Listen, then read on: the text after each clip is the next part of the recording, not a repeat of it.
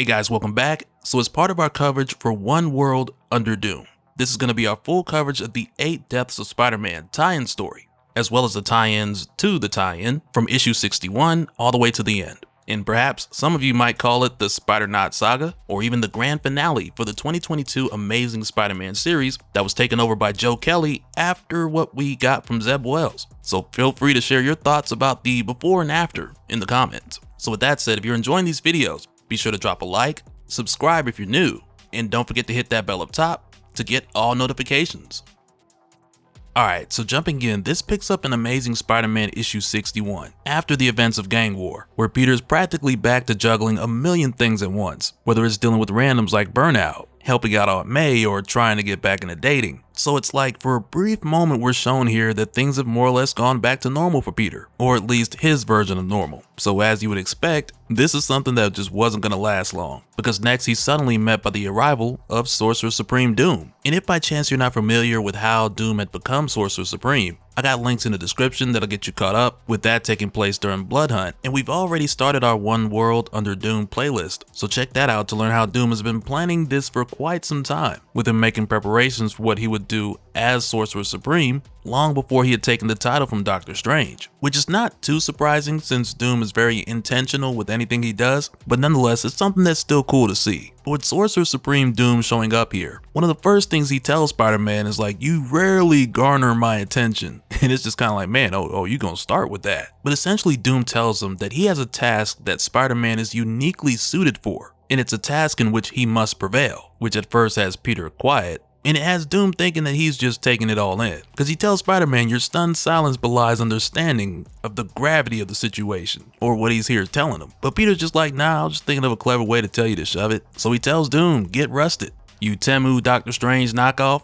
And for a moment it's like, yeah, Doom gets upset, but then he just tells Spider-Man the covenant shall be broken, and he leaves. And when this happens, it's kind of like, that seemed a little too easy. And it's not too long before Peter finds out what that really was all about, until seemingly out of nowhere, this guy by the name of Centros shows up. And he's saying things like, "By the will of my father, the immovable, the unstoppable, I declare this contest begun." And he's just wrecking things and asking, "Where's Earth's champion?" And it's kind of funny because when Spider-Man shows up, he doesn't know who this guy is and he doesn't know what he's talking about. But Spider-Man's just like, "Earth's champion? Oh yeah, he's off today." But as the Centros guide goes on, he starts talking about how the Covenant has begun and this champion will face him. And when this dude mentions Covenant, Peter starts to put 2 and 2 together, and he's just like, oh boy. And he finds out rather quickly how serious this dude is when he realizes that this guy's manipulating gravity, and he's moving it in concentric circles that'll eventually take down buildings if this guy isn't stopped. And just as Spider-Man's getting wrecked, Doom shows up, and he basically tells him, "This is what I was talking about earlier." And he tells Peter, "Any who perish fall victim to your negligence. Accept my task. Receive my aid." So Peter accepts. So Doom tells him to pay attention,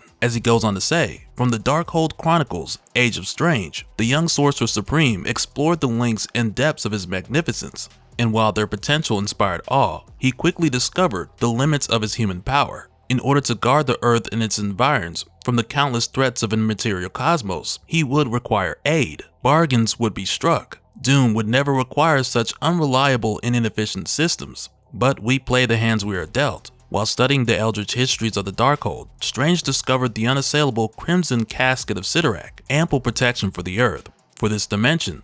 However, the Crimson God Citurak is generally immovable in body and mind, as is well known. Strange, nothing if not clever, entered into a parley with the god in order to sway him towards a pact. Eventually a covenant was forged, but Strange quickly learned that cleverness and intelligence are not the same. In exchange for erecting the casket and protecting Earthrealm, Strange had to commit to besting the 8 scions of Citurak, the restless, spoiled, terrible godlings eager to prove themselves worthy of their father's throne. Strange thought it a fair bargain because he believed he found a loophole in their cosmic contract. There is one rivalry that precedes the Allbirth, Citurak, and Ragador. Strange armed himself with the sacred reeds of Ragador, which all but assured that should he fall at the hands of the Crimson Scions, he would be reborn and thusly never lose. The Covenant demands at the top of the Crimson Calendar, Earth put forward a champion to battle the Scions for Citurak's amusement. The contests were taxing to say the least. Strange, ever the martyr, chose to face the scions himself. His inefficiencies also know no bounds. So essentially, this is something that Doctor Strange has to do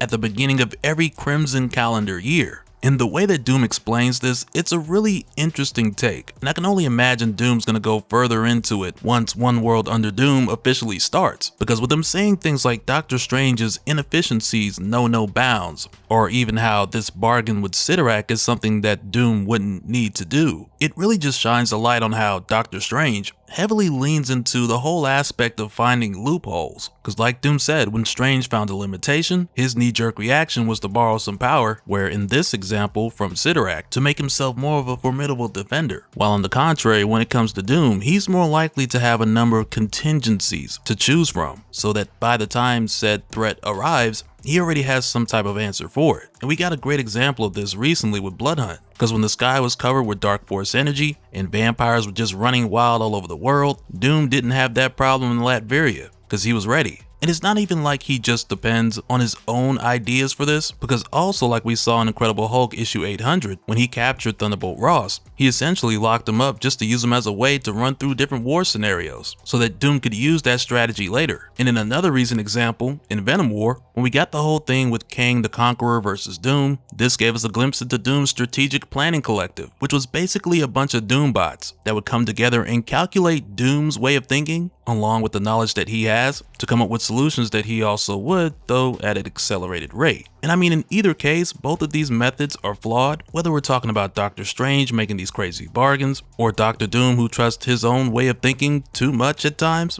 to the point where he often falls victim to his own hubris. But looking at Strange's method and Doom's method for what they are, when you hold them up to Spider-Man, it really gets interesting, and we'll talk more about how it compares in a little bit. But I also gotta say that it is really messed up how Doom is just passing this responsibility over to Spider-Man, because Doom is like, my time is far more valuable.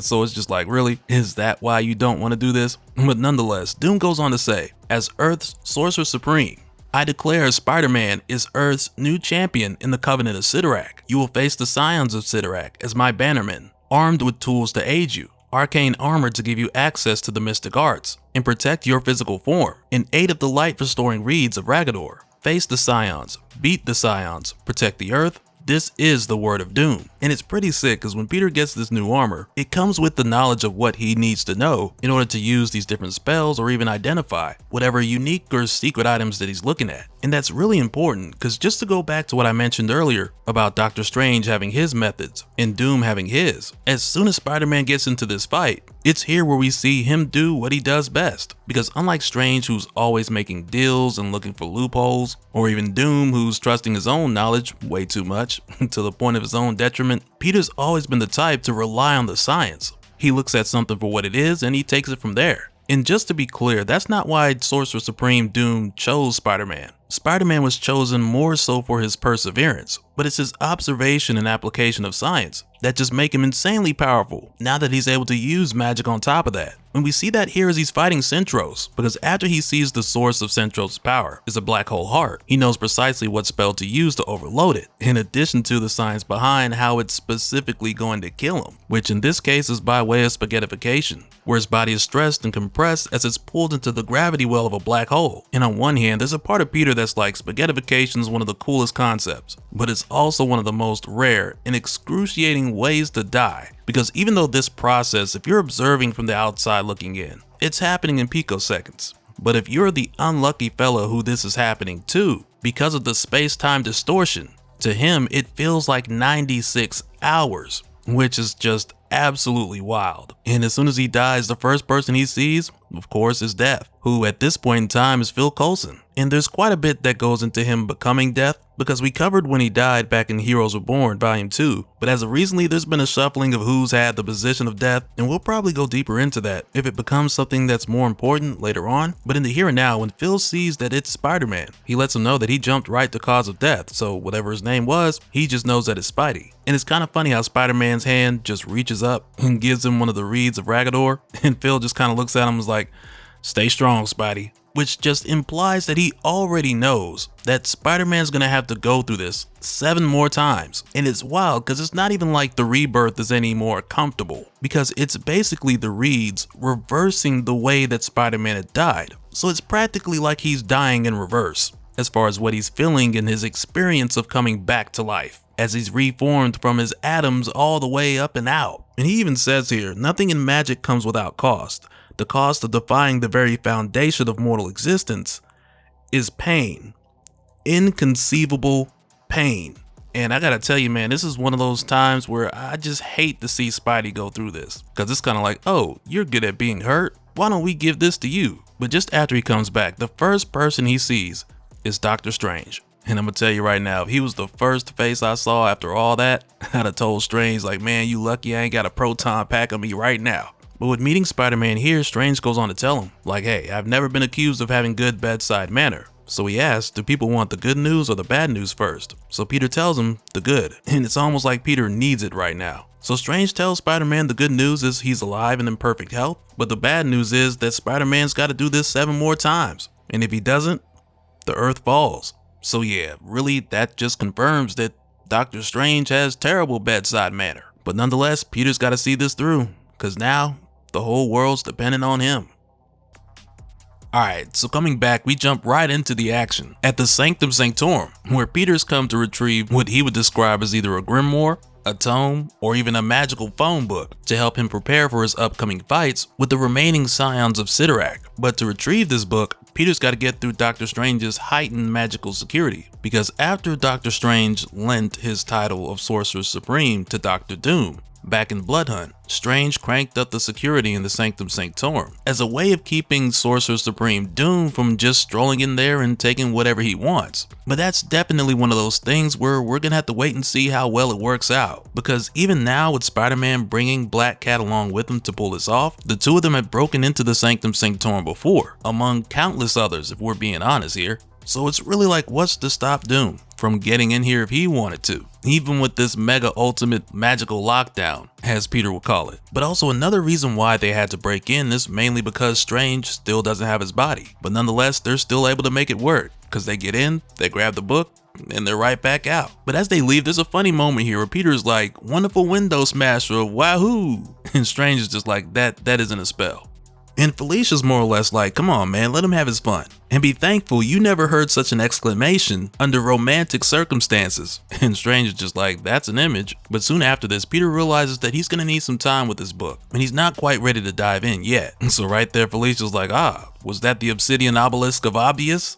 And it's like, you know what, that was actually a good one. But rather than just trying to skim through and pick up a spell or two, Peter wants to get a real cram session in so he can get ready for the next scion of Citurak. And at this point, Felicia, she's been filled in on most of what's going on here. So she's definitely concerned about the part that involves Peter dying. And for a moment here, it almost seems as if she thought that this book would be a solution or a way to prevent that. But Strange just tells her the book's not a panacea. Will it help Spider-Man? Sure, but it's not like a full stop solution for everything that's going on here. So then she asks, why is this his problem to face alone? So Strange tells her, once Earth's champion is named, they must fulfill the covenant. Even if I could join you, direct involvement against the scions violates the pact. And that's why having his astral projection here, as more or less of a coach, is the best that he can do for the time being. So Peter just lets her know that he has the reeds of Ragador, which is how he comes back. But before Felicia leaves, there's a moment here where she says, I hope you'll pick up the phone once in a while when you aren't in a crisis. Did you know that I'm single again? And Peter's just like, no, hey, I'm sorry. There are some amazing dating apps.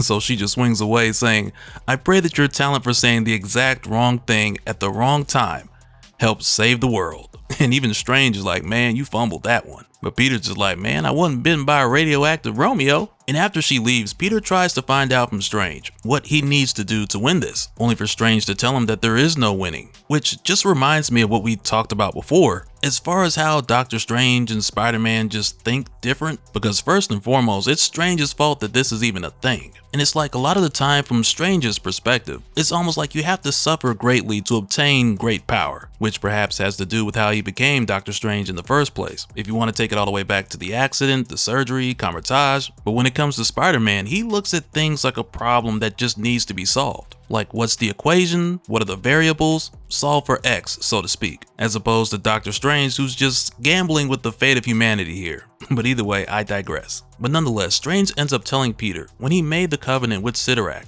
he knew Citurak rigged it in his favor, so Strange rigged it in his own, hence the reeds. And over the years, there's never been a contest where Strange used less than 8 reeds. which just has Peter asking him, how did you do this? Over and over again. So Strange just tells him, there are fates worse than death, Peter. Worse than deaths. And it's just like, man, Doctor Strange, you just might be a masochist. Or at least you have the tendencies, because like, who would set themselves up like this? But either way, after this, we head over to the Crimson Cosmos. And with how this is done, it's almost like those old cartoons where you can hear the villains from outside the lair. Because now when we go over to the Scions of Citurak, the first thing we hear is Strange has been neutered. The human called Doom is distracted. An insect stands as Earth's champion in the Covenant. But really, when we take a look at these guys, we quickly find out that they all have a different understanding on what this covenant means. Because for Centros, he believes this is a gift from their father, so one of them can prove their worthiness and claim the throne. Calix believes that this is each of them getting the opportunity to claim Earth in their father's name, and given the current circumstances, he thinks now's a better time than ever. But of all the scions we see here, who we'll see more of eventually as the contest continues, one of them mentions that at least Calix sees this as a sham that it is, because like we saw when Citurak first made this covenant with Strange, he was only doing this for his own entertainment, and at face value they're all just playing the roles that have been set for them by a human at that. So for her, unlike her siblings, who are either hoping to win this contest so they can be worthy to take the throne of Citurak, who is unmovable by the way, or for some of the other siblings who are hoping to conquer Earth and claim it for themselves, she has her eyes on the real prize, which is freedom, because unlike the others, she at least knows that she's a prisoner. And I gotta admit, I think it's a really interesting addition, because now it introduces the whole idea of at least one of the scions wanting something that's beyond just winning the contest for Citurak, and that can make for some interesting turns down the line. But following this, when we go back to Peter, who's getting his mystical cram session in, is here where we find him talking to Norman Osborn and filling him in on the whole thing. And just as a reminder, for a while now, Norman Osborn's been a good guy after the whole thing with Sin Eater. He took Peter under his wing at Oscorp, gave him a new suit, glider, he's been helping him out. But in response to what Peter's told him here, Norman's just like, I don't believe in magic. And Peter's just like, you didn't understand the assignment, Norman. As if he didn't see the flying book. But right here, Norman just drops the news on Peter and tells him that he's shutting down Oscorp effective immediately, which are one of the many changes that are going to be happening around 616 Spider-Man in Marvel Comics, most of which from what I've seen are changes for the better. But in the here and now, Norman tells Peter that this is why he showed up to his apartment unannounced with pizza, to give him the news. And Norman's reason for doing this is because to him, Oscorp represents so many mistakes and so much of his pain. So to fully explore the new lease on life that Peter gave him, he feels like he needs to start over. But on the topic of what Peter's dealing with right now, Norman tells him death, even of a temporary sort, has a way of draining the colors out of things, and it drove him mad. So in a way, he's just kind of warning Peter to be careful with all that's going on. But in the middle of this talk, Peter gets a message from Aunt May, letting him know that he was supposed to be at Feast a while ago. So Peter rushes out, and you can tell that there's more that Norman wants to say. But as soon as Peter walks through the door, he's sent to his next contest to face Hyperion, who he quickly refers to as a teleporting space beetle. And so of course, with Peter getting pulled out of transit, he's like, hey man, I got somewhere to be. Do you think perhaps we could reschedule? But this guy's just like, no. But going into this, Hyperion, he pretty much sets the rules like, okay, strike me once and I'm conquered. Fail and this realm falls. So Spider-Man's just like, okay, we're playing a magic game of tag. Got it. And he's basically like, let's make this quick so I can get back to what I was doing. And for a moment here, we even get an example of what I was talking about as far as Peter's way of thinking, where he's like, even magic follows rules and laws. Figure out the rules, break down the problem, via those rules, and win. So throughout this fight, Spider-Man's picking up things like, okay, this dude teleports stuff. Check. Does he need a scythe to do it? Nope. Oh, it's just for scything. Check. But Hyperion really gives himself away when he tells Spider-Man that he'll never touch him because he's created an infinitely divisible space between them, as well as there's infinite places to where he can send him, either in whole or just partially. And as soon as he does this, it's very disorienting for Peter, as he feels different parts of himself being sent to different ends of the universe, though at the same time, this gives Peter an idea. So next, he tethers the two of them together for a moment. So it's like wherever Hyperion goes, he goes. So after that, Peter calls up the kaleidoscopic cage of Knull to contain Hyperion within this area, which at the same time works as a bit of a taunt, because Hyperion just believes that Spider-Man has a limited mind as far as space and infinite dimensions. So from here, Hyperion goes racing towards the Quantumverse. But this just plays right into what Peter has planned, because he says here, I knew the dome wouldn't work. Strange told me so when he briefed me on the scions. He also told me that Hyperion doesn't think about the nature of his power, half as much as I think about theoretical physics. There's a model of space-time that suggests if you got in a spaceship and flew straight, you would eventually come back to the same location. It would take an infinite amount of time to get there, but you get there. Now, bear with me. I've always thought the same would be true with scale. Go in one direction, enlarging, or in our case, shrinking. You'd eventually come back around to the size you started. It's just a thought experiment, not the sort of thing one could ever test, unless you were like a magic egomaniac who didn't get past electrons in their reading. And man, it's insanely wild, and it almost sounds like something that Reed Richards would come up with, but for Peter to pull this off, to where it makes him super small and super big at the same time, that's insane. Though this does allow him to both test out and experience these insane feats that were only theoretical before. Though nonetheless, it ultimately once again results in his death, which this time around is by instantaneous dissolution of his atoms through an infinitely recursive fold of space, which of course sends him right back to Phil, where he's got to spend another read of Ragador. And when he comes back, we find Peter just spaced out at dinner with Randy and Shay. So he just tells him it's because he's dealing with a lot, which is true, but he says it's more of a thing with the job hunting and disappointing May again, and how he feels like it's a grind that's not getting better. And so of course they try to comfort him, and Randy's just like, if you can't get out of it, get into it, right? And it's like, man, depending on what you're talking about, that could either be great advice or terrible advice. But while they're all here having this talk, the next scion of Citurak shows up, because it's time for Spider-Man to die again. Alright, so coming back, we pick up right where we left off, with the next scion of Citurak just popping up on Peter while he was having dinner with Randy and Shay. And Peter learns very quickly about this one's unique ability, because when she shows up, she freezes time. But when Peter asks her if they can do this later, she's more or less like, nope. And she uses the same tethering spell that Peter used on the second scion to drag Peter through a portal and take him back to the moment where Uncle Ben died. And when they get there, she introduces herself as Sirius, but early on it's made very clear with her using the same spell, and even telling Peter like, oh, instead of surprising you, maybe I should have called it out, that this was information passed over from Centros and Cyprian about their experience fighting Earth's champion. So she's already using some of that to her advantage now. But when they get here and Peter realizes where he is and when this is, he immediately tries to go in and save Uncle Ben, only for Sirius to tell him, you know you can't go anywhere I don't, right? That's not how the spell works. So with Peter leaving her to try and go save Uncle Ben, he's only able to watch. And that's when she tells him here like, yeah, we're about to visit every painful moment in your lifetime, and you got plenty. And she even goes on to tell Peter that before this, she's already looked at Peter's life, everything there was or will be. So she already knows the moments to go to, whether large or small, to make this a daunting experience for Peter. And she's like, if you're gonna win this contest, you gotta surprise me. And right after that, she doesn't waste any time going into the next painful moment, because from here they go straight to the death of Gwen Stacy. But this time with Peter knowing the rules, he knows that he can't save Gwen the same way that he couldn't save Uncle Ben. But he also notices that every time they jump, it hurts him almost like a punch in the gut. So for that reason, he suits up in his mystical arcane armor and he tries to go in for the attack. But in the blink of an eye, they're taken to the moment where he got rid of the symbiote. And one of the things that's kind of crazy about Sirius, the daughter of Citurak, with this whole time travel thing, is that now, or really on the last trip, she changed herself from a little girl to an adult, which is showing us that it's more than just time travel that she's able to pull off, which is kind of OP when you think about it. But at the same time, the more that she does to torture Peter, or better yet, the longer she takes, the more she's showing him. And that's going to help Peter in time. But after this last jump, Peter goes for another swing, only to end up inside the church as Eddie's getting the symbiote. But Sirius notices that Peter's coming back a lot faster this time, in spite of the pain that comes along with the time jump. But as they head from one painful moment to the next, where now she has Peter watching the death of Captain Stacy, Gwen Stacy's father, she goes on to tell Peter, as they continue to head through numerous other moments, she goes on to tell him, I am not like my brothers. I have studied you humans. Since Strange first brokered the deal with my father, your lives are but flickers, yet you spend all of your time in the past, or the future, without the power to change either. The inevitability of time is not just about aging, but also change. While you physically change, champion, your failures are embarrassingly forever the same. It is predictable, and so boring. It does make me wonder, how can you not see that failure is your only option, no matter when you are, in the past or the future?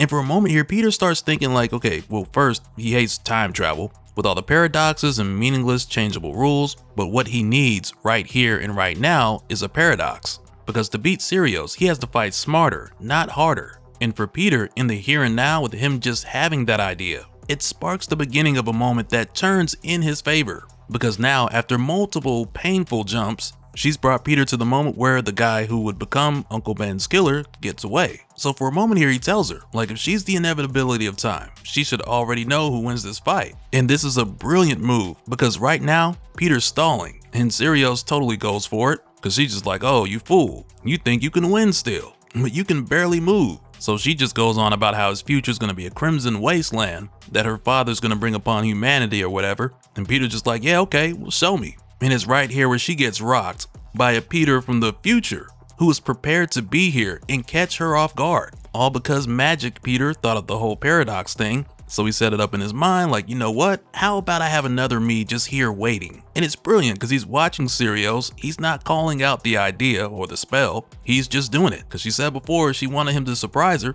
So there you go. And before future Peter leaves, he's like, don't you love a time paradox past me? But he also tells Magic Peter, FYI, the idea you had before Sirius time jumped about creating a device to detect when this future jump happens is spot on. And just before he goes, he tells Peter, like, I can't say too much, but just hang in there, okay? And I mean, after that, he's gone. But with him saying that, this now has Magic Peter, or just Peter, feeling like, man, after that pep talk, feels like something really bad is about to happen. And man, was he right. Because it's right here where Sirius gets up and she's pissed. Like, you thought I was playing? I'm so Sirius right now. And she's like, why don't I surprise you? And it's right here where she splits Peter's consciousness between every moment in his life, from birth to death, causing him to feel everything in the same instant. And this just has me like, man, so does this include the spaghettification and the subatomic death, as well as the upcoming deaths? Because in the here and now, it's really unclear. But either way, with Peter experiencing the agony of all these moments at the same time, his body just says nope, and that's another read of Ragador that he has to spend to come back, which takes him right back to dinner with Randy and Shay, where prior to this, Randy had set Peter up for his first photography gallery show, with Randy being his self-appointed manager. So at this dinner, they're supposed to go over the details and pick the pictures, but Peter just gets up and he tells Randy to pick whatever photos he wants to, because Pete's finding it hard to just sit there like everything's okay when it's not. So Shay follows him, but she believes this is about Peter losing his job or disappointing May again, because that's what he told her before. And I mean, it's like, that's part of the problem, but it's really this whole contest with the scions of Citurak that's stretching him thin in addition to everything else. And it's funny because with everything going on, Peter's like, man, for a second there, I forgot I was unemployed. Like, thanks, Shay. Thanks for reminding me that I'm broke. And I mean, of course, he doesn't say that here, but it's really sweet what she ends up doing, because she tells him tomorrow they can have a picnic, because it's like the two of them, they're not official. And I mean, it's like they are together, but Peter hasn't put a title on it yet. So he just ends up telling her like, yeah, that sounds great. I'll see you then. But in his mind, he's thinking like, what are the chances of that happening? So he's just like, I'll think of a reason to cancel and just make it up to her later. But just after this, when he gets home, he finds Aunt May waiting outside his door, and she's not happy. Because with everything going on, Peter forgot to finish planning for the Feast Community Day activities. And on top of that, he was supposed to talk to Norman Osborn about the big donation he promised, because May needs that money to pay the vendors. But Peter forgot to do that too, even though he had spoken with Norman recently. And this ends up leading to Peter going off for a moment, because he's like, I'm doing the best I can. But he quickly apologizes to May, and he lets her know that he'll make sure to make the next meeting. But as soon as he steps inside, Peter realizes that he needs to talk to someone, because right now this is way more than just balancing being Spider-Man with his normal life, because this champion stuff, it's a whole nother level. So next, Peter's like, I need to talk to someone. And since he can't talk to Shay or Aunt May, he hits up Felicia Hardy, Black Cat, because the last time they spoke, she was like, you need to call me more often. And she let him know that she's single. And I'm gonna tell you right now, this woman, she left mid-burglary to come see this man. Like, she got a stolen crown in her bag and everything. So of course, Peter tells her that he wants to talk. She's just like, oh. But first, he just apologizes for being a terrible friend and not checking on her as much as he should. And she accepts that apology. And since Felicia already knows about the whole champion thing, she asks Peter how's it going. And Peter's just like, oh, it's terrible. So she ends up giving him some really good advice by telling Peter to find his joy. And she tells him there's so much to life we don't control, but happiness, small moments of delight, we can claim them for ourselves, and we should, unapologetically. And just before she goes, she thanks Peter for not trying to take the crown, almost like he's letting it slide. But then Peter's like, yeah, about that. But it's like now with them using magic, he's able to just take the crown without going through the whole back and forth. And she's just like, you stink. And Peter's just like, don't I know it? But this ends up leading to Peter going on that picnic with Shay, because like we saw before, he was going to call it off. But now with him going, it's like he's taking Felicia's advice and he's trying to find his joy. And I really think it makes for just a good solution, because for someone like Shay who wants to help Peter, this still gives her the opportunity to do that without Peter having to tell her that he's Spider-Man and get into all the insane details, which I think is a better solution than having him just push her away, because it's just nice to see Peter have a happy moment once in a while. But while they're here, we find out that Peter's being watched by Calyx and Cyra, who are the twins that we saw in part 2, where in Cyra's case, she wants more out of this contest than just the victory. She wants freedom. But Calyx, he's not too different from the other siblings or scions, because he sees Peter here, having a vulnerable moment, and he's just like, yeah, let's go get him now. Only for Cyra to tell him, no, we need to understand this guy, because he knows very little magic and has defeated 3 of us. So it's better that they understand him before making their move. So for the time being, they don't come for Peter directly, and instead we head over to the factory in Alaska to see what's going on with the Juggernaut. And I mean, he's currently playing a video game with Quentin Quire, some basketball game, 2K25 maybe. Then again, with those wired controllers, I doubt it. But while he's here playing, and very invested, might I add, suddenly he just gets up and walks away. And at first she's like, what's going on? You quitting? You quitting against Quentin? But he just tells her, no, there's something wrong. I can't play. I must prepare. So now it's just kind of like, oh boy, this is really about to stir things up. Alright, so coming back, we pick up with Peter and Doctor Strange, where this time we find Peter putting together his solution to defeat Sirius, which like we saw in the last issue came by way of Peter setting up a future version of himself to show up at the right time and catch her off guard. And you know, I really do appreciate us actually seeing Peter set this up after he got back, instead of it being one of those things that we're told just happens off panel, because we knew later on this was something he was going to need to do. But also to make sure that this works correctly, Peter combines his tech with the magic being used by way of adding a timer, just so he knows that this device will set up his future self at the right time. And this ends up taking them into a conversation which we kind of already started, because it's here where Peter asks Doctor Strange, how do I stop dying? Because prior to this, he's already defeated 3 scions, where in every case he's used the reeds of Ragador to come back. And as it stands, Peter knows that he can win, but what he doesn't know, and what he wants to know, is how to do it without dying. And so of course Doctor Strange tells him, you don't. And really it just goes back to what I said nearly word for word, because for Doctor Strange, he believes to obtain this great power and face these godlike beings, a price has to be paid. Which makes sense if you're thinking like a sorcerer, because magic has its costs, but Peter finds it hard to believe that there's no way to defeat these scions without dying every single time. So Peter asks Strange how does he do it, as far as the agony of dying and all that. So Strange just tells him that he focuses on not losing because of what's at stake, because if the Covenant fails, the pain is inconsequential in comparison to what would happen after. So next Peter asks, what's the point of this covenant? Because he keeps hearing Strange talk about it. And it almost seems like Strange is a bit frustrated since he's explained all of this before. So Strange just says, I've told you this as well. The covenant is what holds the casket together. So Peter's just like, but what is this casket? What is it holding back? So Strange just gives him another generic answer, because he tells Peter if the covenant falls, if the casket falls, unimaginable suffering will befall the planet and every single human living upon it. That must not happen. As the champion, that should be your one and only concern. And right there, Peter's like, okay, yeah, fine, whatever. I get it, Strange. Keep dying and stop asking questions for the good of humanity. And just before Strange leaves, he's like, you know, good luck with the twins. And right there, Peter's like, yeah, thanks. I'm sure they're great party guests. I'll tell them you said hello. And it's almost like you can feel Peter's frustration here, because he didn't ask for this. He didn't even volunteer for it. And it's not like Peter believes that Strange means him any harm, but Peter truly believes that there has to be a way to see this through without having to die every single time.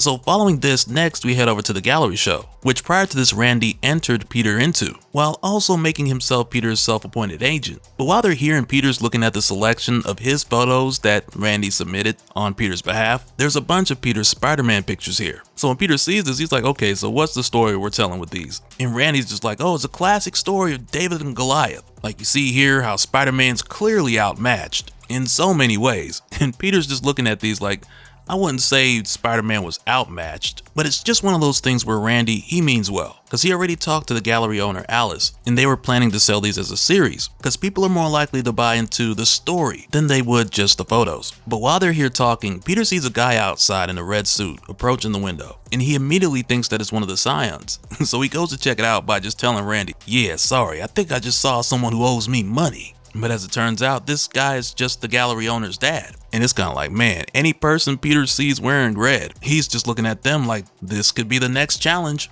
only for it to turn out to be a false alarm. But as it turns out, the twins are not too far away, standing on a nearby rooftop, watching Peter. And like we saw before, out of these two, Calix, he's ready to start the challenge now. While on the other hand, Cyra, she's telling him they should wait, because this champion's already defeated 3 of their siblings. So statistically, they're not as likely to win. And I also want you guys to keep in mind that the 2 of these twins want something different out of this challenge, because for Calix, he wants their father's approval, because he believes if they win, their father Citurak will tell them well done, and they'll rise and claim the earth in their father's name. But in the case of Cyra, she's expressed before that she knows her and her siblings are a slave to this challenge, so she wants something that her siblings don't even realize they don't have, and that's freedom. And it's almost like that plays a part into her being more cautious as well, because she wants to take her time and learn more about this new champion. But Calix, he's approaching this much like the other siblings, because even now he's like he's had enough, and he's telling her that he's just gonna defeat this new challenger and prove to their father that he's the best among them.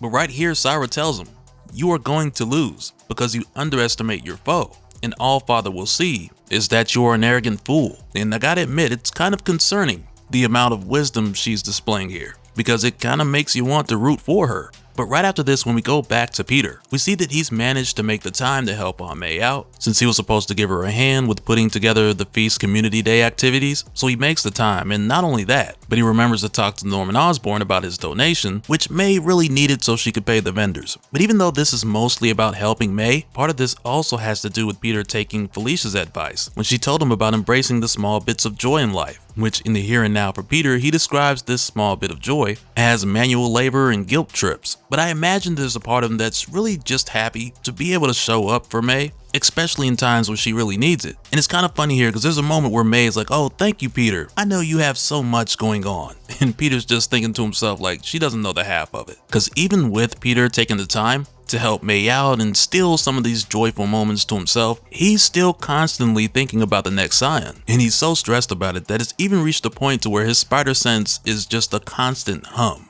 which is crazy. And it just reminds me of what we saw back in Dark Ages, where right before everything popped off, Peter, Miles, Gwen, everyone's spider sense was going crazy. And because this threat was so insane, every last one of them, even Peter's daughter May, they were all in excruciating pain. So yeah, as far as this constant hum that Peter's getting from his spider sense right now, I wouldn't say that it's anywhere near that level, but I imagine it's not a comfortable feeling. But while Peter's talking to May here, she asks if he's still bringing Shay over for dinner. So he's just like, yeah, you know, like she's looking forward to it. So right there, May tries to slip in some relationship advice, but Peter's just like, we not doing that on May. No romantic advice. But after this, Peter leaves before him and May can finish the conversation, because his spider sense hum is starting to sound more like a roar. And that's mainly because nearby, he's continuously being stalked by Calix and his crimson canines. But this just leads to Peter getting the drop on him, which is definitely not what Calix expected, because usually the scions, they confront the champion first, and that's when the challenge would begin.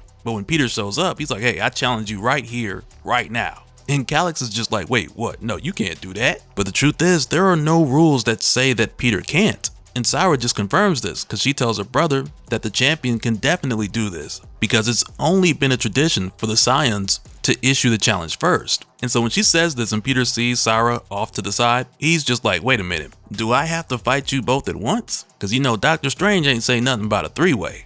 But she just lets him know that she's the younger out of the 2 of them. So because of that, she'll face him after Calix loses, which is mad disrespectful, especially with him standing right there. But right away he accepts this challenge, and the first thing he does is send out his crimson canines to go after the civilians down below. And one of them gets to this lady who's walking with her daughter, and Peter's able to get to her and help her out, but only to find out right after that this was just a method of distraction, so Calix could hit him with a sneak attack. And I find it interesting when he tells Peter here how he finds it fascinating that Peter cares more about these people than his predecessor.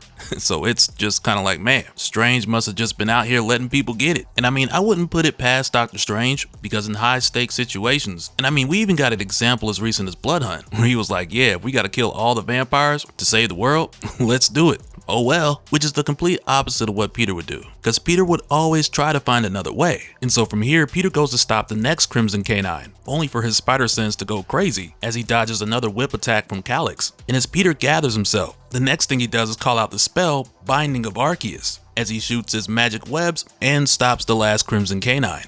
So for a moment here, Calix is like, do you really think a simple binding will stop my hounds? So Peter's like, no, not really, but sending them back to wherever they came from should. And it's right there where Calix is like, that was not the binding of Arceus. And Peter's like, nope, Arceus is a Pokemon, as Peter goes on to punch the crimson snot out of this guy. But during this time, for a very brief moment, we jump over to Aunt May and Peter's girlfriend Shay. Because like we saw earlier, Peter and Shay was supposed to head over to May's for dinner. So now with it being about that time, Shay is on time and Peter is late. And this leads to Shay saying, is Peter always like this? I know he has a lot on his plate, but I just feel as though I don't know.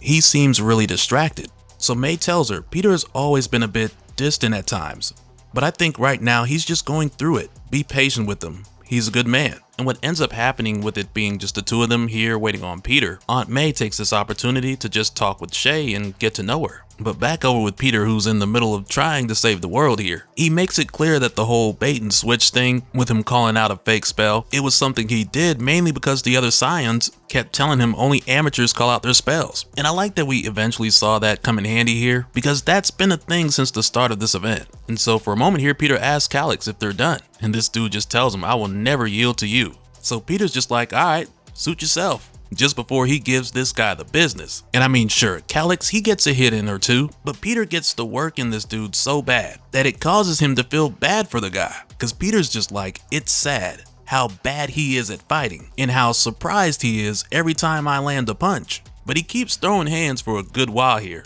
because for a moment Peter's like, hey, if this is what I gotta do to not die, then so be it.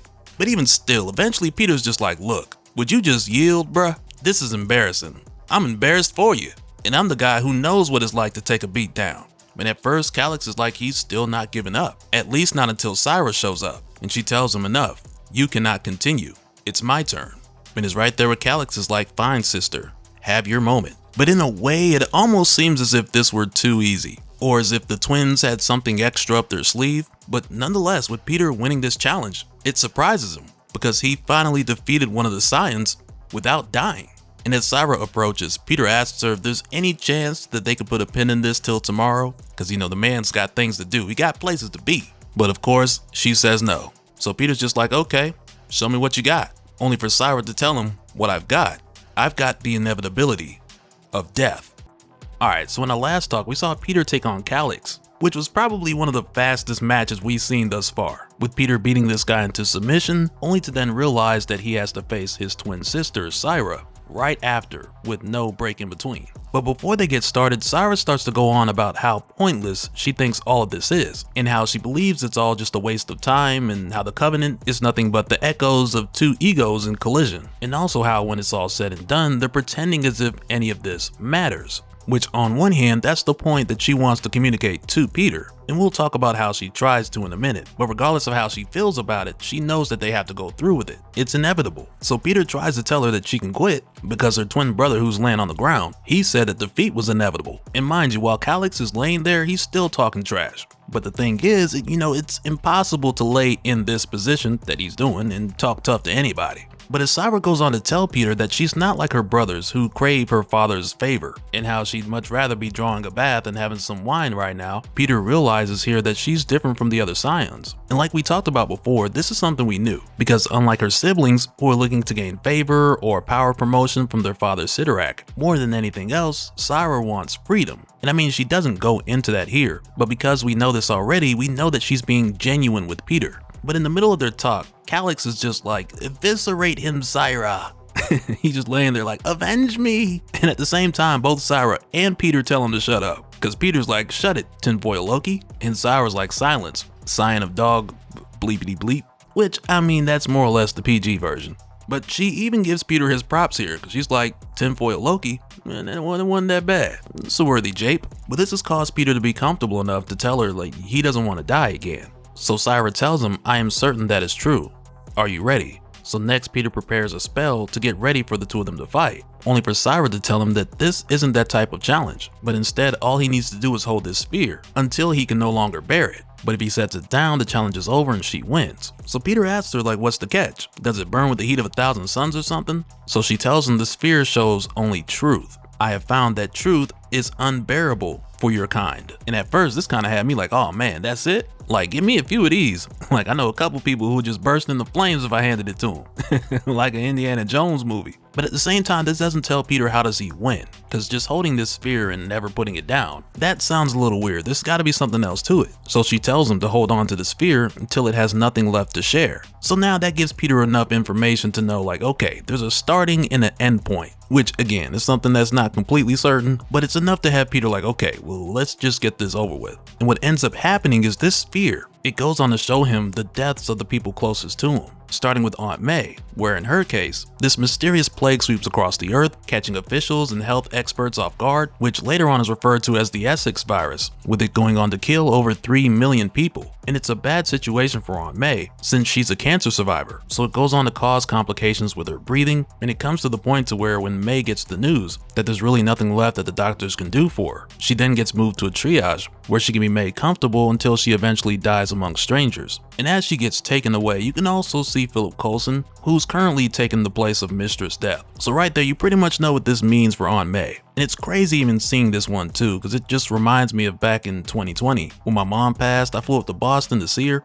and every time I went to visit her, I had to put on these same suits these doctors was wearing. Face masks, goggles, gloves, and all that. Except the suit I had to wear was white, not yellow. But yeah, that was a tough time.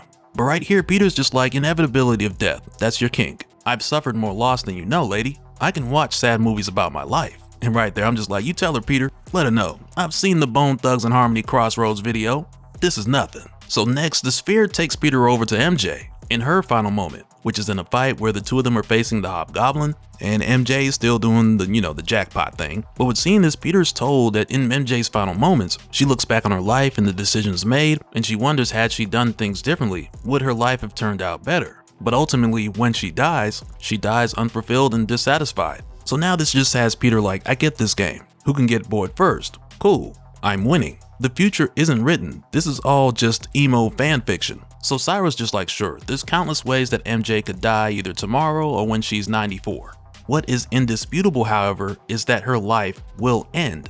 So Peter's just like, I know that. That's just common knowledge. So Cyra tells him yes, but now you feel it. Which is really the kicker when it comes down to showing Peter all of this, because everyone knows that we're only here for a limited time, and Peter knows at some point the people he cares about are going to pass either before him or at some point well after. But it's the additional information that Peter's getting here that start to stir up the question of what does life mean, or are any of the things that we're doing even worth it? Because when J. Jonah Jameson, when he dies, he's replaced in a week. Peter's girlfriend Shay, when she dies, just after paying off her student loans, which is messed up, the future that she had prepared for, it's gone. Randy Robinson, he gets trampled to death while advocating for the less fortunate and trying to speak up during the housing crisis. And in his case, as someone who's always been an advocate on some level since high school, in his last moments, he's thinking like, was it even worth it? Then you got Felicia Hardy, whose luck ran out and she fell to her death, where in her case, everything she's accumulated just gets confiscated by the government. And next you got Elizabeth Brandt, who's been a matriarch to her family, but in her last moment she knows as soon as she's gone, the family's gonna fall apart and everyone's gonna go their own way.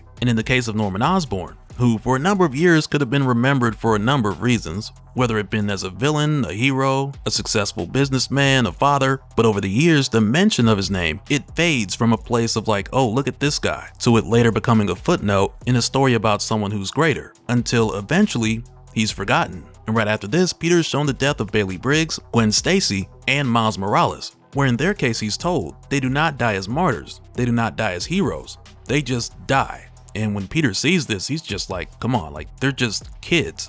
And Cyra tells him, human children die too, even brave ones. But as Phil gets ready to take Miles to the upper room, Peter steps in to stop Phil, only for Phil to realize this is the Spider-Man from the past, who's still participating in the Covenant, so Phil just phases through him. And as this continues and Phil goes on to claim countless others, Peter's told that this isn't about pain or the pain of dying, because Peter knows pain and he's died before. And it's not even about fear, because this isn't some type of fear tactic, and Peter understands fear. And it's not even about the loss of these individuals either, as great as it may be or as sorrowful as it can be. But what's happening here is with every death that Peter's seeing, it's giving him more clarity and causing him to understand the lack of impact that each individual has in the larger picture. And it's even said here, with a long enough view to the horizon of the cosmos, no single life matters. And again, what's happening to Peter here is a foundational element of his worldview is crumbling more with every death that he bears witness to. And it's pretty mind-blowing when you think of it from the perspective of Peter being someone who wants to save everyone, who tries to save everyone. So in his case, when he sees these countless lives across time being taken, even though he doesn't know everyone means something. But in the scope of the entire cosmos, it's not about the individual as much as it is about the continuation of the collective for however long that's supposed to last. But nonetheless, this perspective flip, it brings Peter to his knees. But even with that being the case, he's still holding that spear. And on top of that, we're shown that it's not even like Cyra's getting a kick out of this, and she even admits here that she hates it. But then it's at this time where Calix takes the opportunity to attack Peter, which at this point is not giving him any points or a victory as far as the Covenant's concerned, because Calix already had his chance and he forfeit. But instead, for Calix, who's still trying to get Daddy's approval, he just wants to kill the champion to show Citurak that he did it.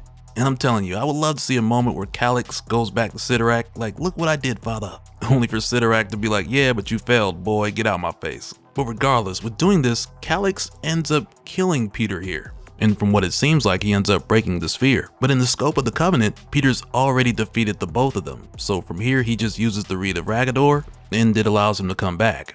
And when he dies, he of course sees Phil Coulson again, who tells Peter that he's more than halfway through and that he should hang in there. But then also, this overlaps into a conversation between Peter and Dr. Strange, where once again, Strange has faced these scions a number of times. So first he asks Peter about Cyra's trial, and he's like, how many did you get through? And he even tells Peter that 171,963 was Strange's record. And he even apologizes for not being able to warn Peter about Cyra's trial, because in her case it never changes, though the other scions, they like to experiment from time to time. So going forward, Strange tells Peter that he's going to need to redouble his efforts, because the trials ahead are going to require skill, imagination, and much more. But at this point, Peter's just like, why? And it catches Strange off guard at first, because he's more or less like, hey, don't forget here, fate of the world hanging in the balance. But at this point, Peter's asking why, because he doesn't understand why they do any of it. So at first, Strange is like, Peter, what you saw, what you felt, I know it's a lot,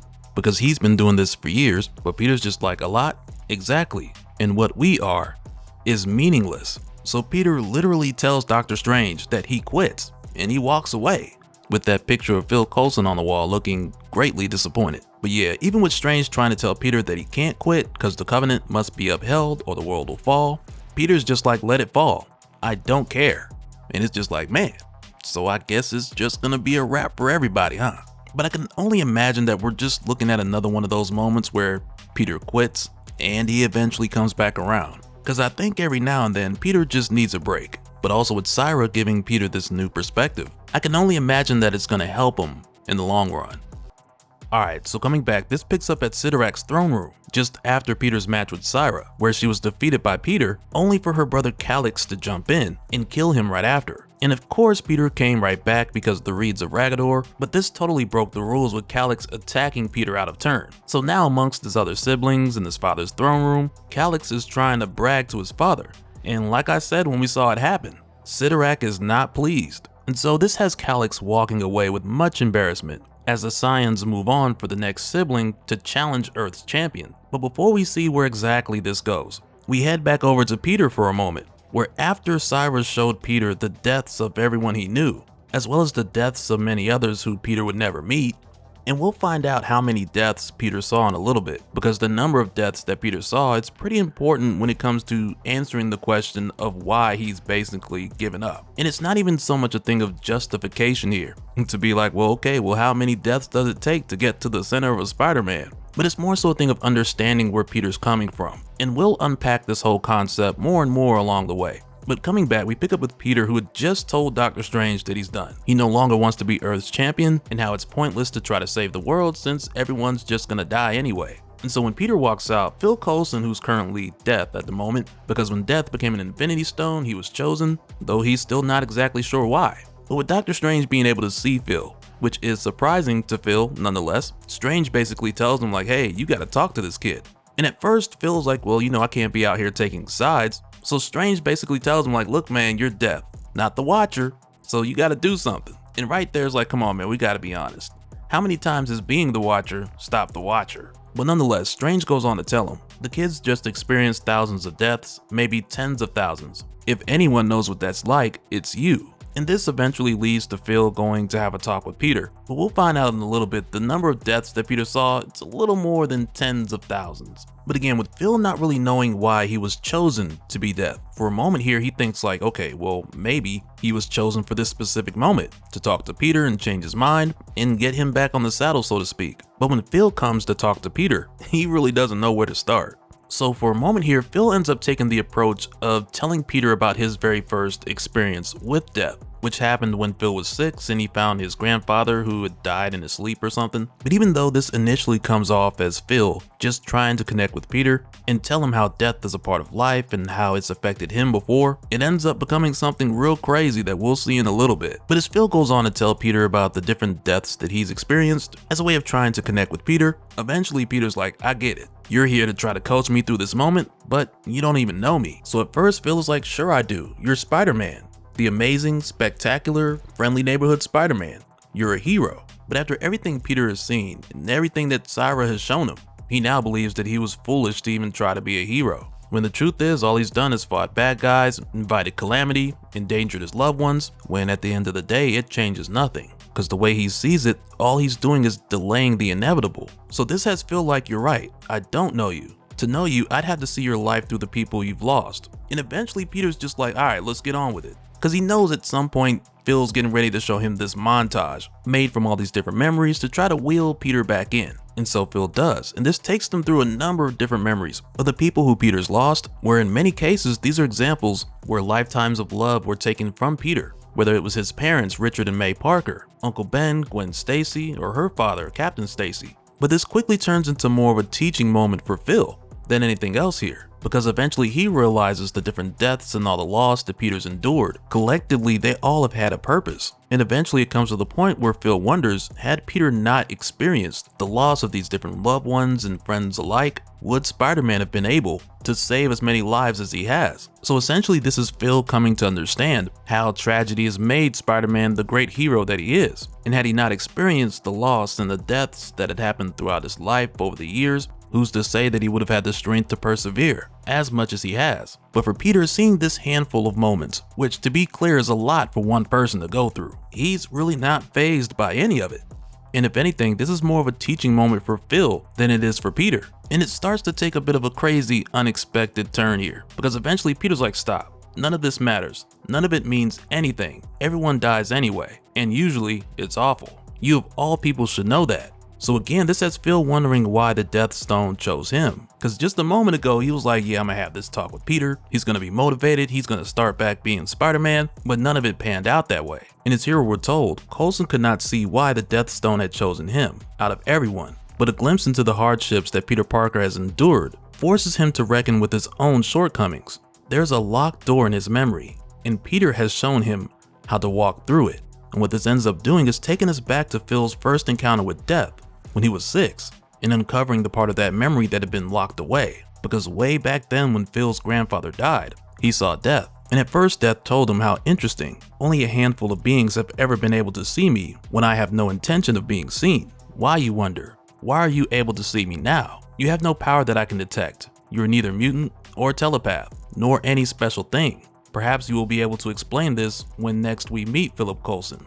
So at the time, the young Philip asked if his grandpa was in heaven, and he was told what happens after death depends on who you are, so I will not answer that for you. But what I will say is that when your grandfather died, a version of you that only he knew vanished from the world. All the stories and thoughts and memories he had of you, that only he had of you, are now gone forever.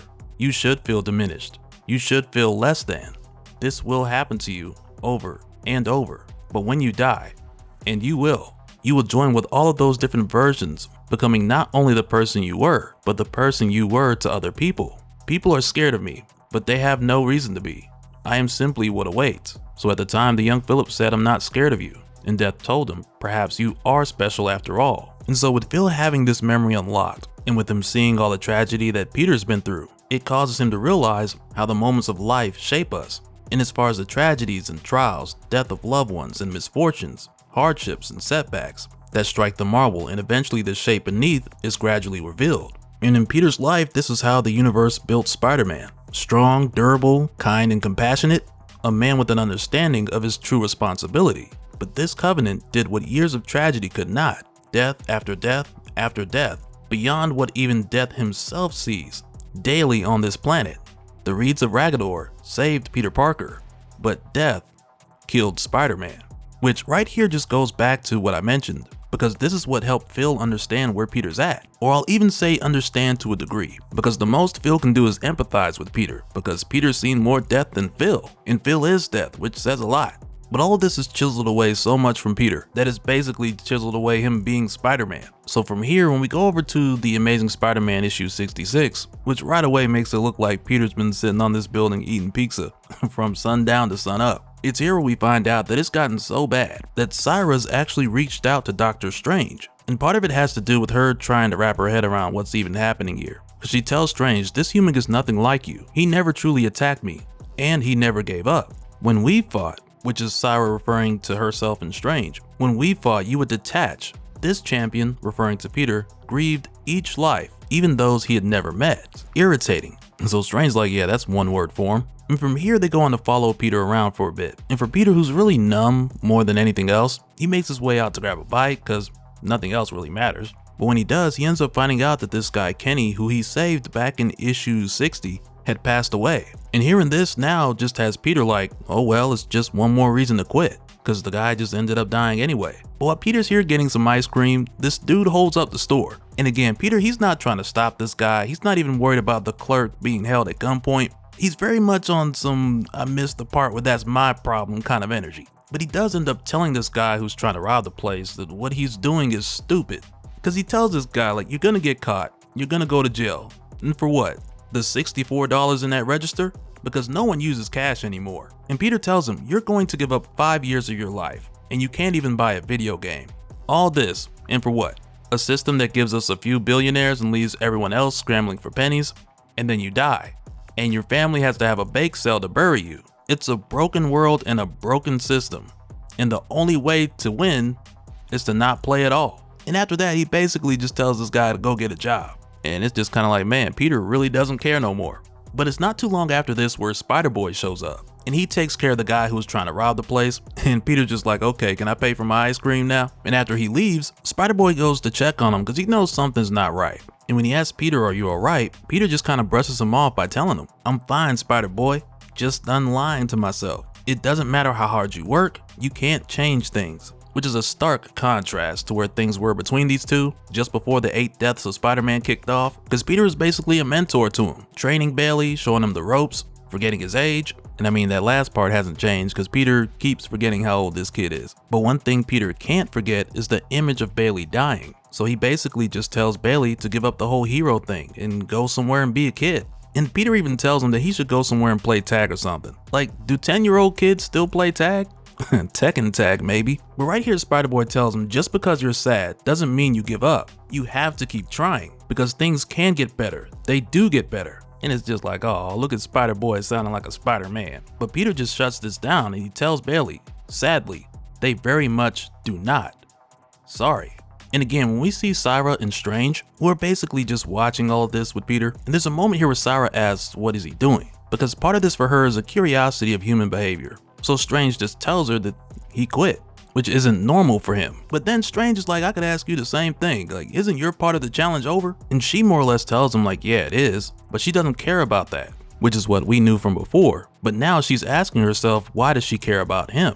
Why does she care about Peter? Which from here ends up taking us over to Times Square, with Peter asking Shay to meet him there. And the thing with Shay and Peter, it's complicated. They've been dating for a while, but it's not official. And what ends up happening when she gets here, she's kind of pissed because Peter's been distant for weeks, he's ghosted her, and now out of the blue he sends her a text asking her to meet up. So at first she's only come here to let him know that she's not going to put up with being treated that way. So Peter more or less tells her that he understands, but he just wants to ask her one question. And that's when Shay starts to realize that Peter's not okay. So he ends up asking her, since she's a nurse and she's lost people in her life and at work and has still managed to continue and go back to work, he asks her how does she do it when it all feels so pointless. So she tells him a story of how she's worked with people that she's cared about, only to eventually lose them. And it did make her want to quit at one point, but eventually she realized regardless of whatever career path she would have chosen, she likes helping people. So she goes on to tell him there's a saying, pain is inevitable, suffering is optional. Peter, find a professional to talk to, and good luck. I hope that helps. Just before she walks away. And Peter just stands there for a moment before he's like, it doesn't help. Because Peter has seen more death than death. And I mean Phil Coulson death. Because he's still fairly new on the job, but even still, he's working full time, so that says a lot. But following this, we head back to the X-Men headquarters in Alaska, where we get an update on Kane Marco, the Juggernaut, who we last saw in issue 63, just get up from a gaming session and leave telling everyone he's gotta go prepare. And even though at that time, we knew because his connection to Citurak that it had something to do with the challenge, but we didn't know if he was gonna be siding with Peter or with the Scions. But as it turns out, when Cyclops and Psylocke go to check on him, he tells them that they have to get to New York now, because the world, everyone, is in danger. And at first Cyclops has his suspicions, but it's not long before him and Psylocke make preparations to gather the team and head out there. And right now, back over with Peter, we find him just outside of Felicia Hardy's apartment, more or less talking himself out of going to see her, but she ends up seeing him outside her window, just kind of in his own thoughts, so they end up having a talk. So of course Felicia asks Peter why he's outside of her apartment in his regular clothes. And right away he just lets it out. He tells her, I saw you die, Felicia. I saw everyone die. And it did nothing. The world went on. And so keep in mind, Felicia, she knows about the whole challenge thing, okay? So she tells him here, everyone dies, Spider. That's how the story ends. You won the challenge though, right? And Peter's just like, I didn't lose, but I lost. And I don't think there can ever be a win. Ever. And I can't keep doing it. Any of it. And I'm telling you, the way that Felicia turned her head and was like, and you came here? Why? It's like, man, if you don't get back out there and save the world. But this ends up giving way for the opportunity for Peter to let out some of what he has going on inside. Because he tells her here, when we first met, you'd ask me why I did what I did. I always had an answer. Sometimes I felt a little stupid and naive back then. I feel really stupid and naive now. Correction, I don't really feel much of anything right now. So she tells him here, you have to know, no matter how bad things get, there is still good in the world. Just before she leans in to give him a kiss. And much like what we saw earlier, both Doctor Strange and Cyra, they're still following Peter and watching from afar. And it's here where Cyra tells Doctor Strange, I thought I understood you humans, but I judged all by you. And he is not like you. This new champion has shown me how little I understand. He seeks to find comfort in the one whose loss will destroy him. It's a contradiction, bereft of logic. So Strange just tells her that's humanity in a nutshell. And Peter is humanity. And it's right here where we get the magic number. Because now Doctor Strange, he asks Cyra, what did she do to him? And she tells him, nothing I didn't do to you, just more of it. So Strange is like, how much more? And that's when Cyra tells him the last time they met, Doctor Strange endured 809,000 deaths, while Peter endured 3 million. And he didn't drop the spear even then. So it's like, man, now that we know the number, it kind of gives us an idea why neither Doctor Strange or Phil were able to get through to Peter, by way of more or less trying to tell him that they know how he feels, or they know what he's going through. And I know there's going to be that one person who's like, well, Doctor Strange, he's seen as many deaths if you add all the years up together. And that's like me saying, well, how many push-ups have you done in your life? Thousands? Well, okay, do all those push-ups right now, because something happening over the course of time isn't the same as it all happening at once. So it makes sense why Peter's at his lowest here. And Cyra even notices after Peter broke, he couldn't help but to seek connection. And she goes on to say, I must know why. But following this, the next thing we do is head over to her brother Calyx for a moment, who's traveled far from the Crimson Court beyond the casket with his Crimson Canines. And much like before, Calix, who's desperate to prove his worthiness to his father Citurak, and he's basically looking to do the same thing here, but instead of looking to do it by way of approval, he's looking to show that he's the best of his siblings, by way of traveling into this forbidden area to discover why his father doesn't want them to come here and defy whatever he finds so he can prove his strength. And this ends up leading him to the blight. And basically what happens here, Calix faces the blight and he survives without his father's help. And because of that, not only does Calix believe that he doesn't need his father and that he can make it on his own strength, but now he also knows why Citurak fears this place, because his father fears the loss of control and the fading of his power. And because of that, Calix goes on his own whim and he makes his way to have a talk with his brother, Kratos, who's the next scion of Citurak that Peter is supposed to be facing. But when he arrives on Earth, he sees no champion. So for a moment here, he's like, a victory without battle is a hollow one. Will no one fight Kratos? And as soon as he says that, the Juggernaut's like, we will. The X-Men accept your challenge. As he comes through with Temper, Kid Omega, Magic, Cyclops, and Psylocke. And I ain't gonna front, this had me looking at the rule book like, okay, what are we doing again? Alright, so recently with us seeing the hidden history, or the locked away memories of Phil Coulson that revealed that he was capable of seeing death at the age of 6, this eventually led Phil down the path of understanding, one of the main reasons why the Death Stone had chosen him, but also how death changes everyone. Where in the case of Peter, with him dying so many times, only to later experience 3 million additional deaths, this changed Peter by way of killing Spider-Man, because after seeing everything that Peter's seen, he no longer believes that any of this matters. And like we saw, this led to Peter having a deep and meaningful conversation with Felicia, because she knows all about him being Earth's champion, and Peter having to face the scions of Citurak, the multiple deaths and resurrections, so she's up to speed with what's been going on here. But now when we come back, we find out that this conversation led to other activities. But Peter and Felicia don't get into the details of what happened, because when she brings him coffee, Peter's just like, yeah, about last night. But Felicia doesn't get into it. She's just like, I have to head out, make sure to lock up before you go. So really, it's left to your imagination to fill in the details. Just try not to think too hard about it. But with Peter noticing that Felicia doesn't want to talk about it, it's fine by him, because for once, he doesn't want to either. And just based on everything we've seen Felicia tell Peter about this whole situation with the scions of Citurak, I gotta admit, it's got me thinking about Felicia's whole involvement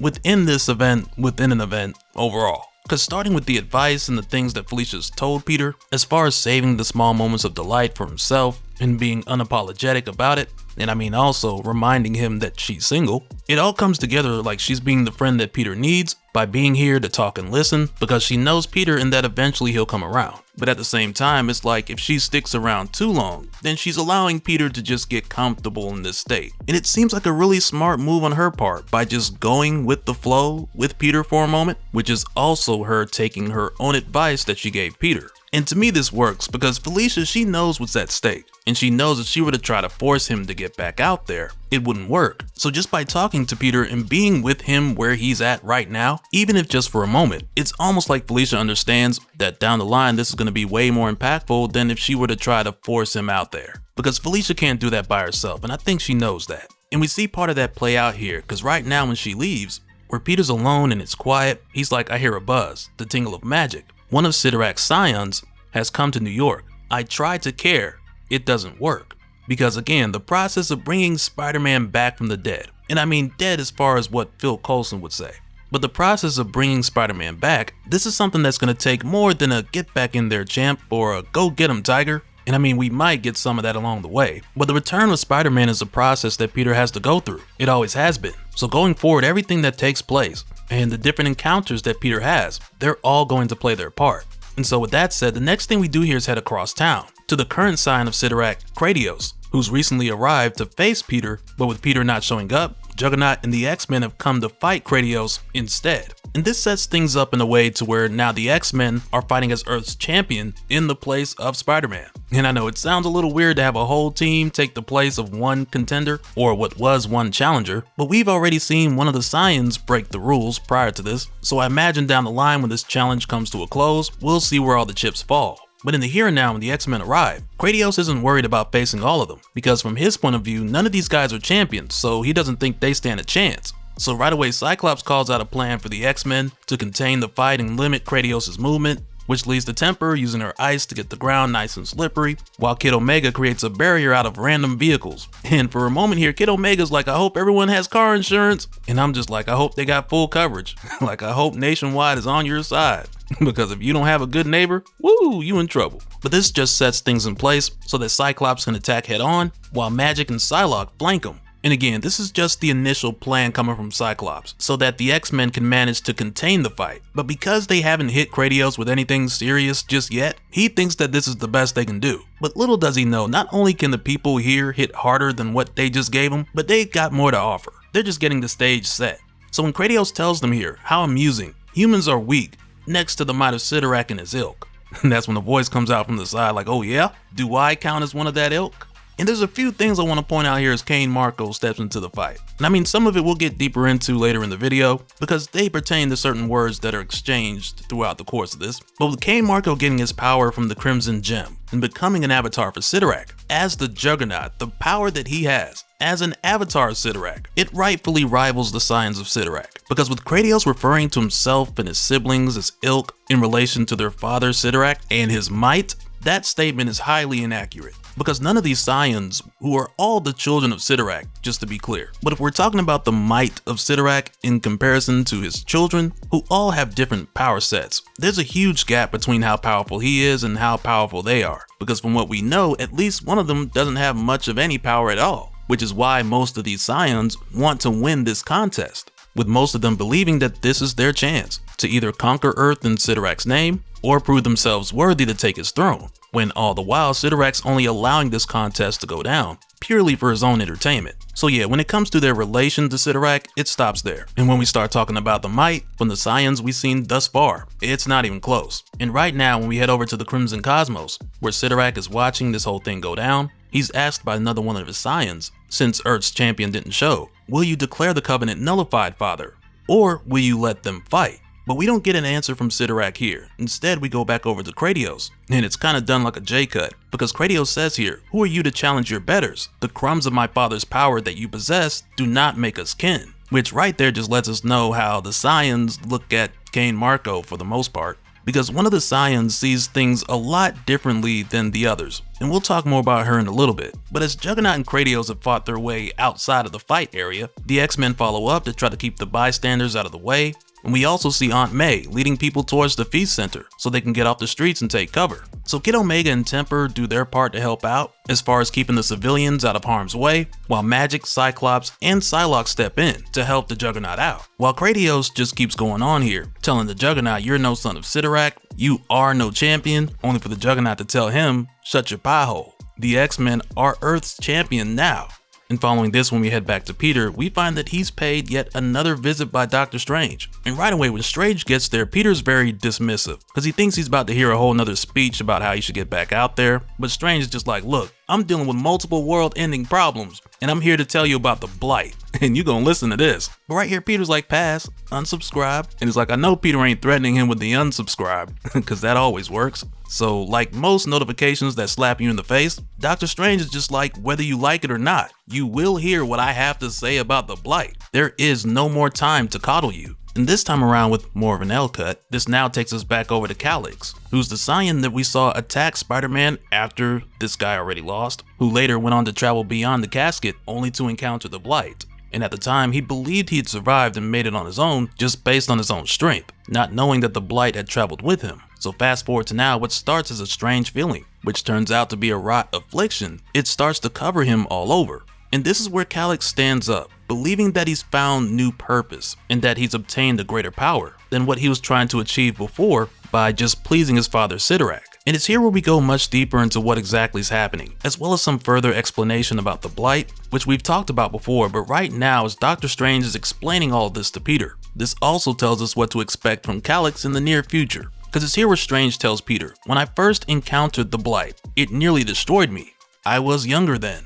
The secrets of the universe were revealed to me, and I was filled with wonder and awe, but I was still not ready for the cosmic energy known as the blight. I studied it because that's who I am. But the more I learned, the more I realized that it was a threat to Earth and everything I hold dear. I tried to destroy it, but it was a wasted effort. The blight is eternal. It is a force of nature as inexorable as solar flares or death. It exists to extinguish life. If it were to perceive humanity, it would be our end. I searched for a way to destroy the blight through this reality and others. You cannot even begin to imagine. There was only one option, the spell for the casket. I rejected that solution at first, but eventually I did the unthinkable. I made a bargain with Citurak that resulted in the covenant. The casket is the only thing keeping the blight from perceiving the earth and raining misery down upon us all. The blight seeks to prune life and does so through an affliction known as soul rot. An endless torture where living things seek out the things they love the most and destroy them. Peter, there are things worse than death. Soul rot and the chaos the blight would wreak on Earth are among them. But even now, after learning all this, Peter's just like, okay. And he tells Strange, I understand what you're saying, but does it matter? We save people from that, something as bad or worse comes anyway. And that's when Strange leans in close, and I mean real close, to tell Peter that he needs to snap out of it. And he tells Peter the X-Men are brave to take on Kratos, but they aren't the champion. You were chosen. You agreed. You were given all the tools you needed. If you do not return to the field of battle, the blight will destroy everything. They will lose. And that's when Peter's like, hey, I wish you and the X-Men all the luck in the world.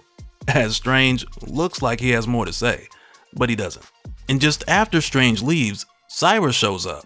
And she's the scion who Peter defeated before, who had shown the 3 million deaths to Peter. And she's the one out of all the different scions who wants freedom more than power. And ever since their match in the Covenant, she's been watching him.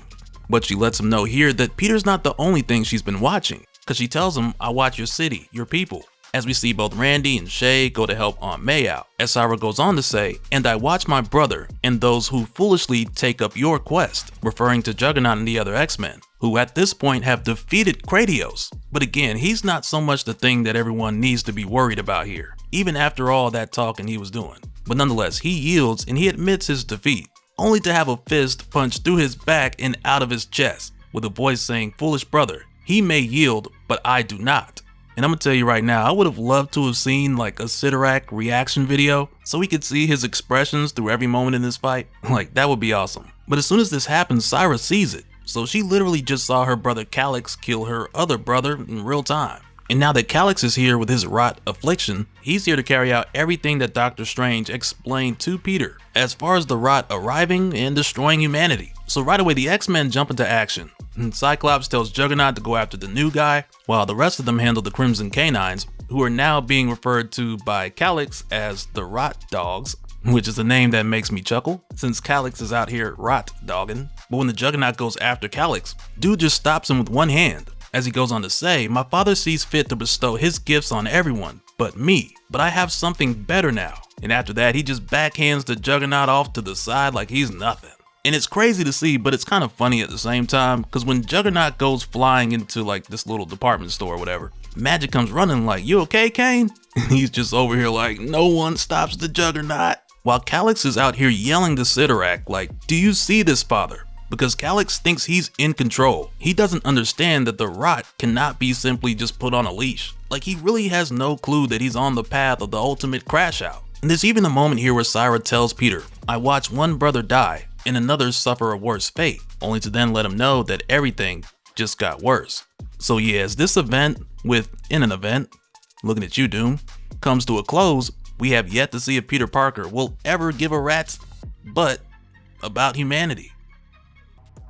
Alright, so in the last issue, we left off with Calyx returning to Earth after being corrupted by the Blight, where the first thing he did when he got back was kill his brother Kratos, who is the current scion of Citurak contending in the challenge. And when this happened, it was seen by their sister Cyra, who's currently with Peter at Felicia's apartment, with Peter still being in that, I missed the part where that's my problem mode. So with Cyra seeing all of this go down, she grabs Peter and she takes him to the middle of the action because she's like, you need to see this. And when she drags him here, it's not so much because of her brother being killed or for the X-Men who have been fighting in his place, but she brought him here to see that Randy, Shay, and Aunt May are all dead. In addition to this other guy who's also dead, which just has Peter like, man, and this guy didn't even commit the crime of knowing me.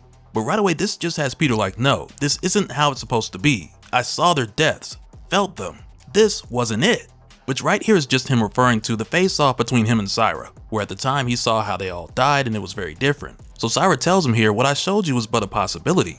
Things changed. And that's when Peter's like, what changed? and she tells him, you refused the call of Citurak and rejected your responsibility as champion, which right there just has Peter like, so this is my fault. So right away, Peter gears up in his arcane armor, which was given to him by Dr. Doom when this all started, and he tells Phil Coulson, who's currently dead, to take his remaining reeds of Ragador and bring them all back. And if you're just kind of jumping in here and you're not sure why Phil Coulson is Death, this is basically a combination of Mistress Death no longer being available after everything we saw in the Thanos series, with her going into the Death Stone, in addition to what we saw in this series where we found out why Phil was chosen, since he was able to see Death from when he was a child. And I have links to those videos in the description for anyone who needs to get caught up. But in the here and now, with Peter giving up the last reeds of Ragador that he has, this means if he dies again, it's going to be permanent, since those reeds have been Peter's only way of coming back this whole time. And that's why Phil is like, are you sure about this? And Peter tells him to do it and bring them back without them remembering how they died. So this ends up bringing them all back. So Peter tells them all to head inside,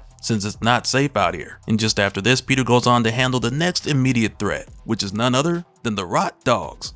And man, I was looking at the comment section of the last video, where a bunch of you guys were like, man, they should have called them Rottweilers. Because before they were Crimson Canines, so Rottweilers would have been a much better name. And when I saw that, I was like, man, I didn't even think of that. So yeah, you guys was on point. But when Peter asks Cyra if she knows how to stop them, she tells him no, because usually they're controlled by Calyx. But what's happening now, this is different, because there's more going on and they're not truly his. So when Peter hears this, he's like, okay, all I gotta do is take care of Calyx, and that should handle the Rottweilers. And you know what, I'm just gonna call them Rottweilers because you guys came up with that and it sounds better. But now Peter's just like, okay, all I gotta do is handle Calyx and the rest will trickle down more or less. And right now he's thinking of the Calyx he fought before, the one he packed up and sent the baggage claim. Because as far as Peter's concerned, that dude has no hands. So he's like, okay, easy enough. But Cyra tries to tell him here that it's not that simple because there's more going on. So the first thing they need to do is just find Calyx, because he's the conduit for something much more powerful. And so along the way, Peter runs into Juggernaut, and he lets Peter know that the X-Men have his back. But when they find Calyx, in a twist of events, Calyx calls in more of his Rottweilers,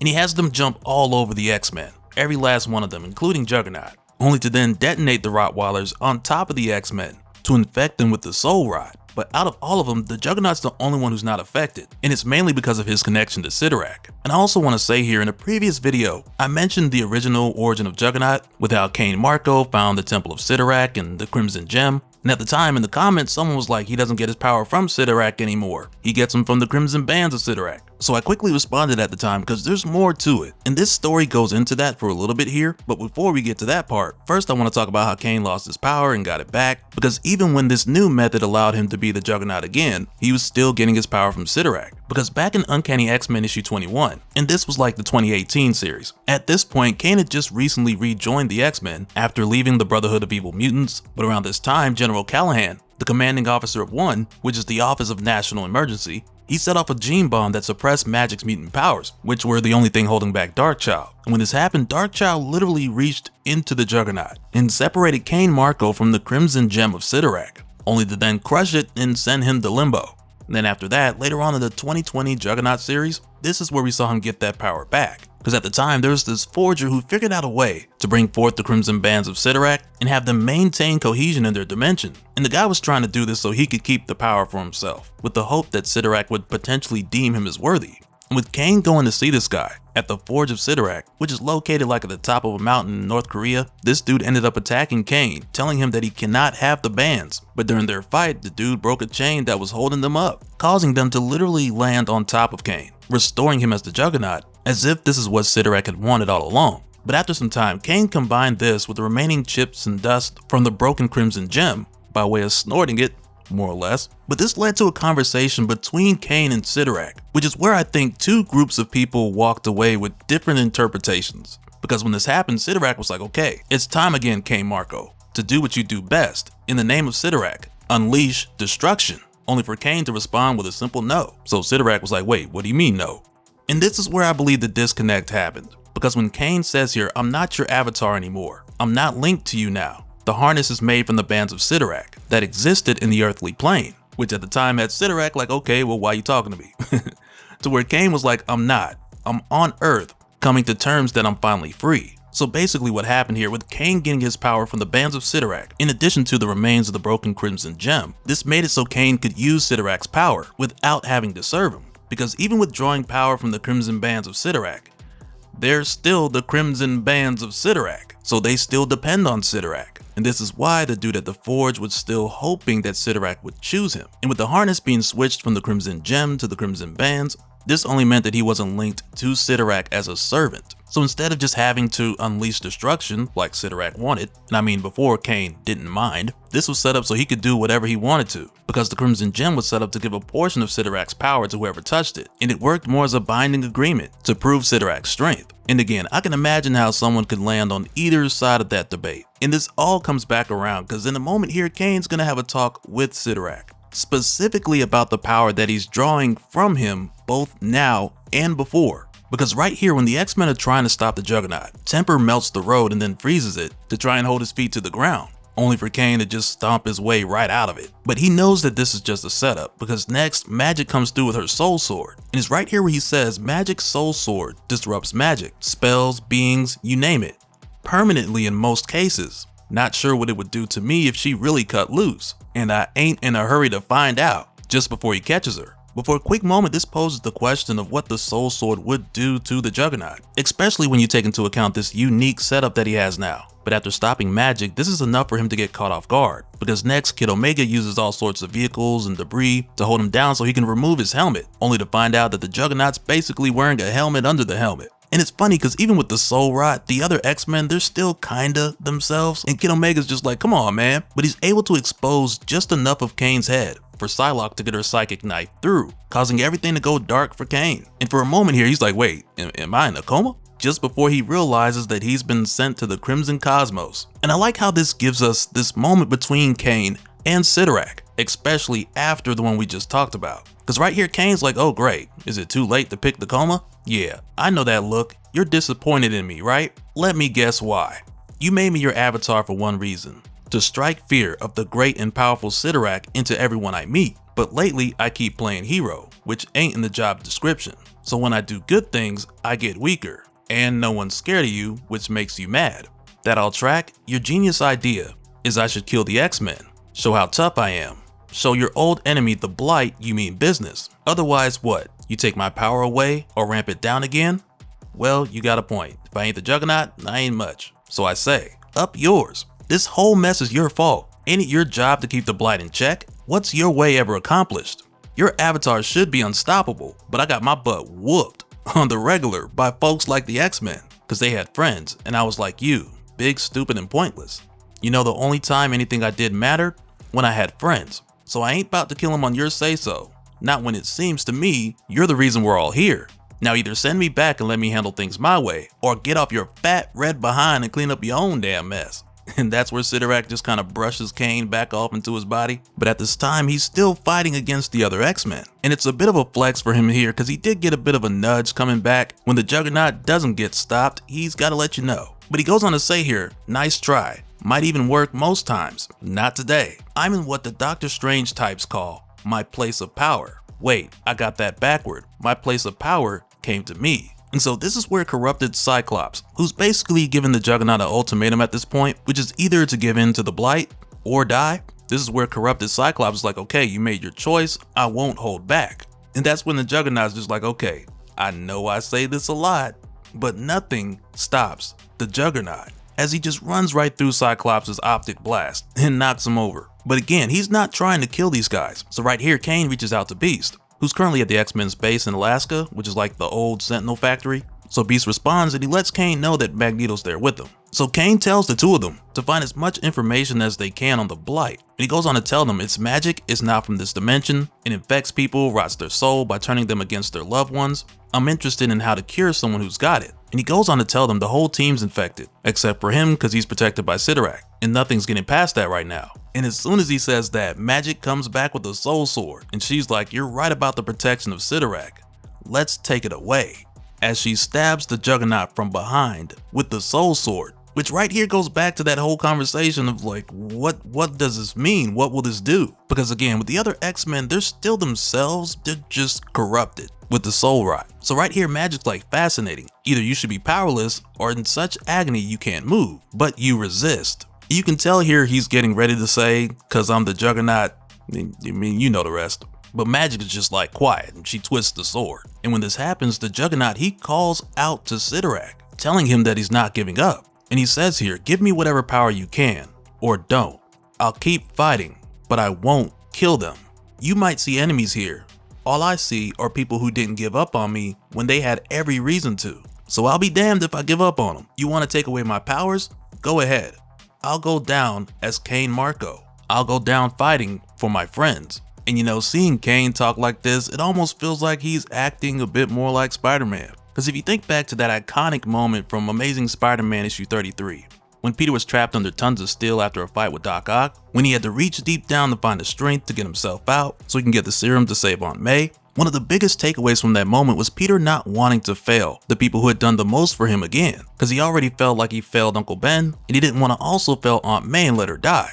And it almost feels like this is going for something similar, with Cain expressing what the X-Men mean to him. So now, with or without Citurak's help, Cain's gonna do whatever it takes to be there for the people who've done the most for him. So again, it feels like they're going for something similar here. And I'm pretty sure somebody gonna be in the comments like, how dare you even make that comparison? But what's happening with Cain here is definitely him having a Spider-Man-like moment. And we'll see how that connects to Peter in a huge way in a little bit. But following this and going back to the moment where the X-Men initially attacked the Juggernaut, after being corrupted with a soul rod, this time when we head back, we follow Peter instead. And this was shortly after Peter told the Juggernaut that he's looking for Calyx, and the Juggernaut was like, cool, yeah, the X-Men are with you, let's do it. Because it was here when the X-Men turned on Juggernaut, where Cyra took Peter outside of time to explain to him how the soul rod is causing everyone to attack the people they love, and how they need to make their way to the Crimson Cosmos before Calyx kills and absorbs the power of the other remaining siblings. And Peter understands the soul rod thing to an extent since Strange explained it to him before. But right here, Peter asks Cyra, why does she suddenly care about Earth? So she basically tells him she wants to understand more about humans, which is true, but as we know from the beginning of this story, Cyra's been different from her siblings, with her wanting freedom more than power, but also after facing Peter and going harder on him than she did with Doctor Strange in the past by showing Peter 3 million deaths as opposed to the 809,000 she showed Strange. When she saw Peter endure all of that and not drop the ball, only to then see Peter get murdered by Calyx,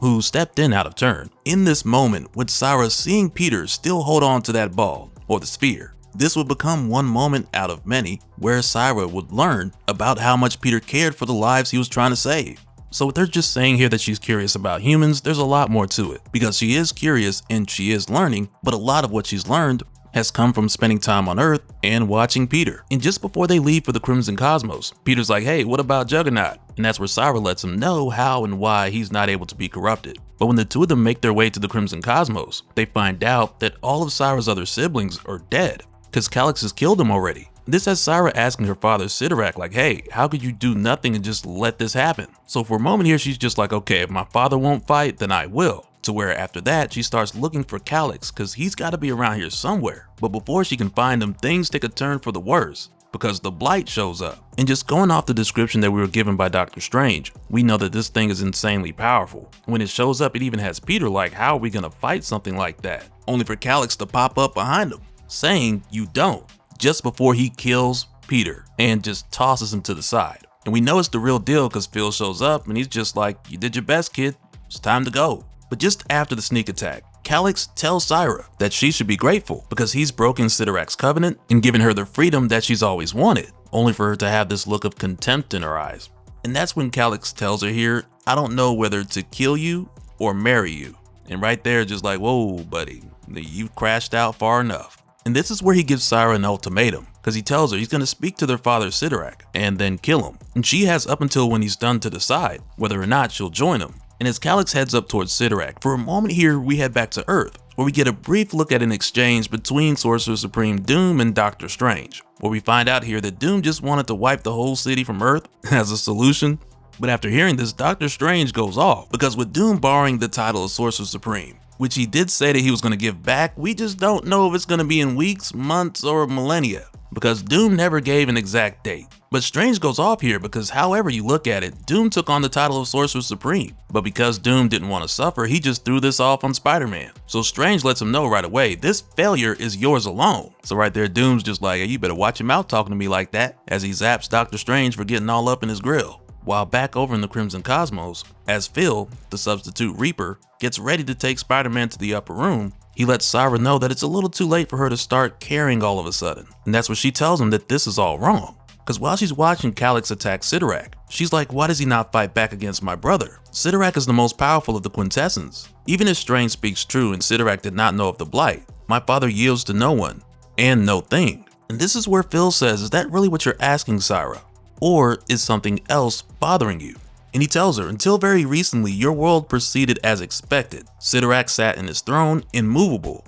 Your brother lusted for power he'd never have. The Covenant, game or not, began as it had for many years before. And you didn't care about any of it until you did. So she says here, until Spider-Man endured the deaths I showed him. And Phil tells her she's wrong, but she's close. And that's when she's like, he felt them, he carried them. And Phil tells her not the deaths. And that's when Cyra's like, the lives. And that's when Phil tells her here, you and your father are essentially immortal. You see curvature of the horizon of time. From that detached point of view, it's easy to believe that nothing matters, until one day an insignificant player enters the game and your perspective shifts. Your eyes fall from the endless horizon and land squarely in the now. What's happening now? Citurak is not immovable.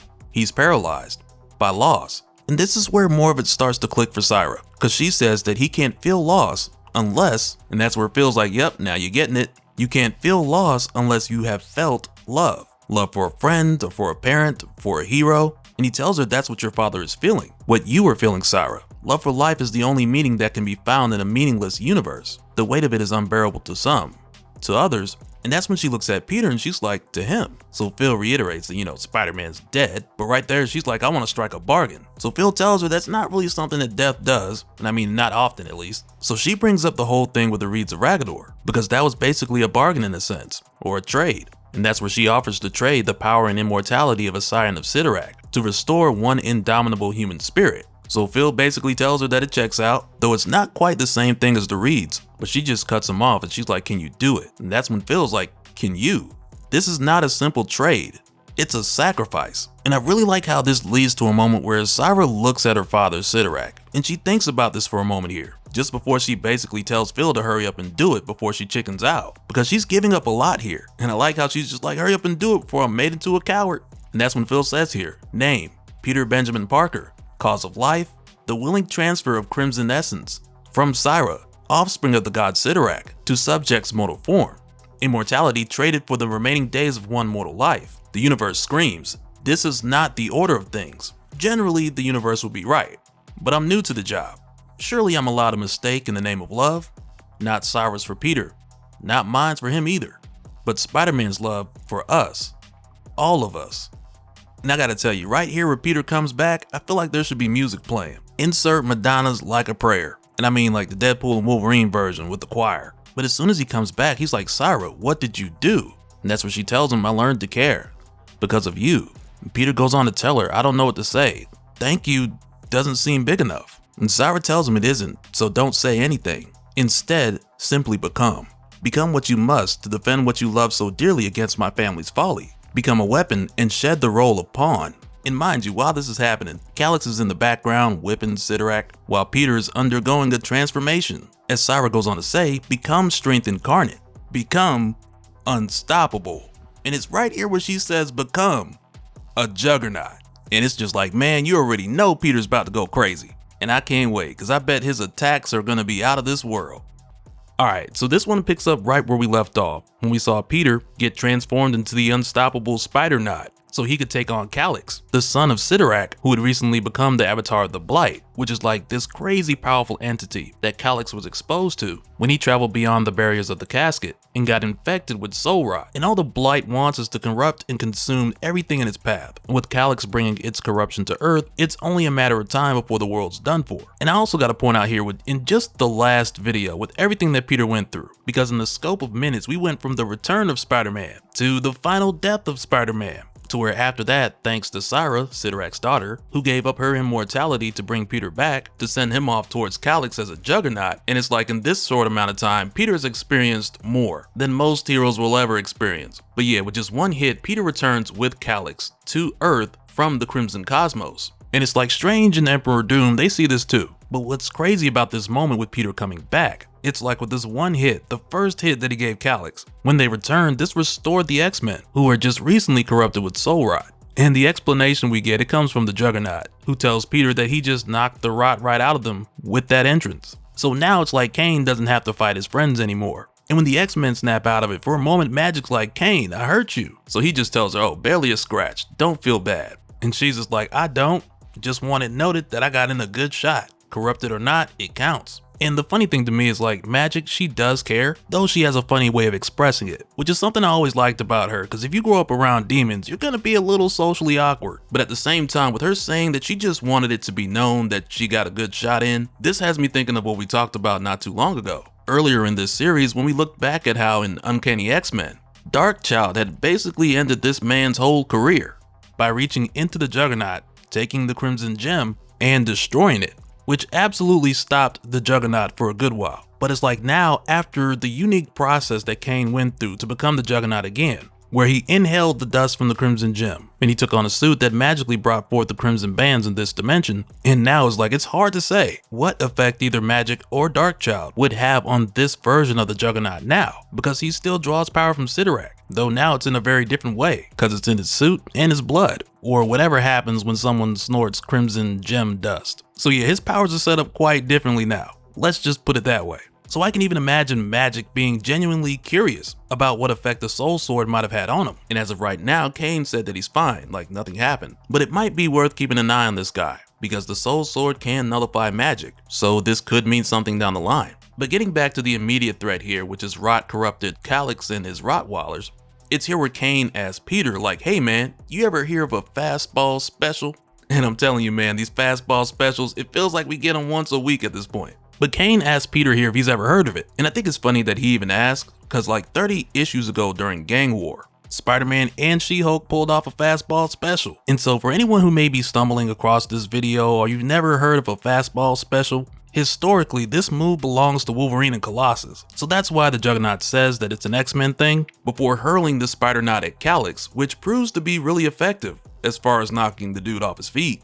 And Peter even admits around this time that this power, it feels intoxicating, and that he now understands how the Juggernaut feels on a cellular level. But this method of just beating up Calyx is not going to stop the greater issue, because even now as Calyx gets back up, he's getting ready to draw more rot from the blight, which is basically just going to get them back where they were just moments ago. So this is where the Juggernaut and the X-Men, they go on to put their focus on Calyx and his Rottweilers, while Peter makes his way to the blight. And when he does, there's a moment here where Peter starts to realize what he needs to do. Because as Kane heads towards Calyx, he tells Peter, don't think, just do. It's always worked for me, more or less. And that's where Peter starts to do the spider-naut version of the Superman takeoff. As he thinks to himself, the Juggernaut footfalls are all I hear for a second. Matching my heartbeat, the world slows. And I realize the big lug is right. I've done enough thinking. I know what the solution is. Nothing else matters. And when he shoots up towards the blight, he strikes it, but that's not so much the plan. And really we get this moment where both Doctor Strange and Emperor Doom are watching, where Strange figures out what the Spider-Naut's getting ready to do. Because at this point, with Citurak not really doing anything himself, Doctor Strange is like, there's only one way to recast the casket. And he looks at Doom like, oh my god, this is why you chose Spider-Man. Did you plan for this? And we'll see what this is in a moment. But first we head back to the Crimson Cosmos, where Cyra's having a conversation with her father, Citurak, where she tells him it's quiet. If it were not so terrible, it would be nice. But we can scare the quiet away with truth, father. I have traded immortality, my share of your crimson magics, to spare the life of the mortal champion so that he can save the Earth realm, including you. And this just has Citurak like, why? Why am I immobilized, indecisive, confused? So Cyra tells him, I've been asking myself that very question. Since I met this curious human, the unthinkable has happened. You have lost 6 of your children.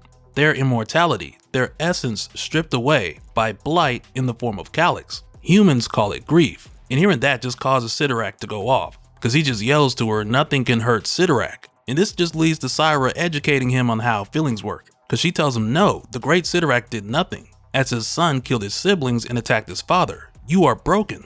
So he tells her to make it stop, only for Cyra to let him know, I cannot. This pain is inevitable. But maybe there's one who can help if it's not too late. Which from here takes us back to Peter and his plan. Because for a moment here, Peter's just like, man, the blight is horrifying. It's a force of nature. It exists to cull souls from existence. And at first he starts to ask himself why, but then shortly after he's like, well, what's the point in asking? But he goes on to say here, Doctor Strange figured out a way to hide our entire dimension from this thing. But it took the power of a god. I'm a kid from Queens who got a crash course in magic last week. But with the slice of power I got from a god's daughter, I think I can make it work. I can cast the casket of Citurak continuously So basically, Spider-Man is sacrificing the rest of his days to protect Earthrealm. And this is where Citurak shows up telling Peter failure is inevitable. Maybe not today. With the power of my blood coursing through you, you can live 100 years. But the blight is part of the primal fabric of the universe. It will prevail eventually. And that's where Peter tells him, I know, Mr. Citurak. Mr. Citurak. Mr. Citurak, sir. But Peter basically tells him that he's going to cast a spell anyway. And this just has Citurak like, why? The blight will prevail. Why do you fight? Why when life is so fragile?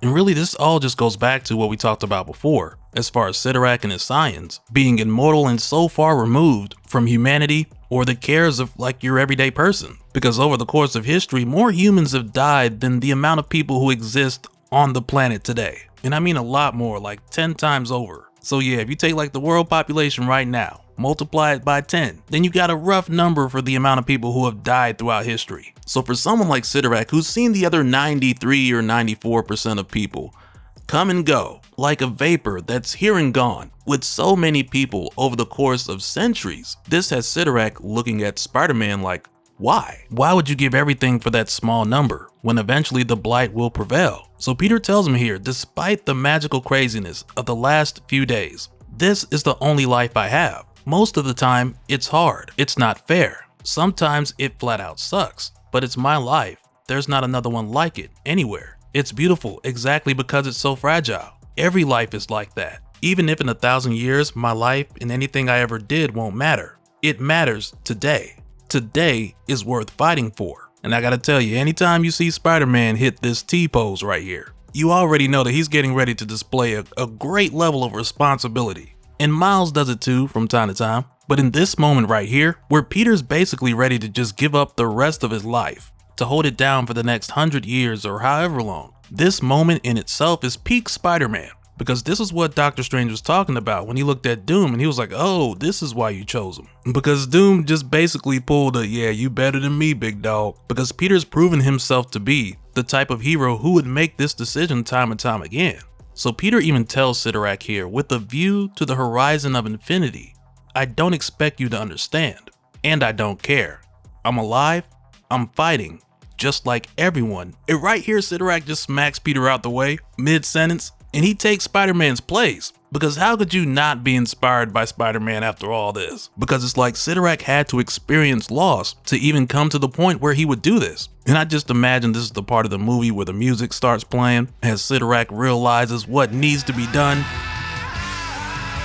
as he becomes the Crimson Casket and creates a new covenant. And we're given a bit more context here as we're told a reading from the book of Ashanti that goes on to say, Earth's champion recalls that day, and the words of the immovable god, Citurak. I hurt, he said, and I see no end to that pain. But if you can act in the face of your loss, of your insignificance and fragility, so can Citurak. I will become the Crimson Casket that shields this world, this dimension from the horror of blight. I will protect my remaining children, flawed as they are, and this world. This is the new covenant, not forged on a whim, not even forged by my own will. I make this pledge because I grieve, and I fear that without action, grief is all that will remain. On this day, Doom, Sorcerer Supreme, taught a god what it means to live, and forged the barrier that would forever shield our universe from the blight.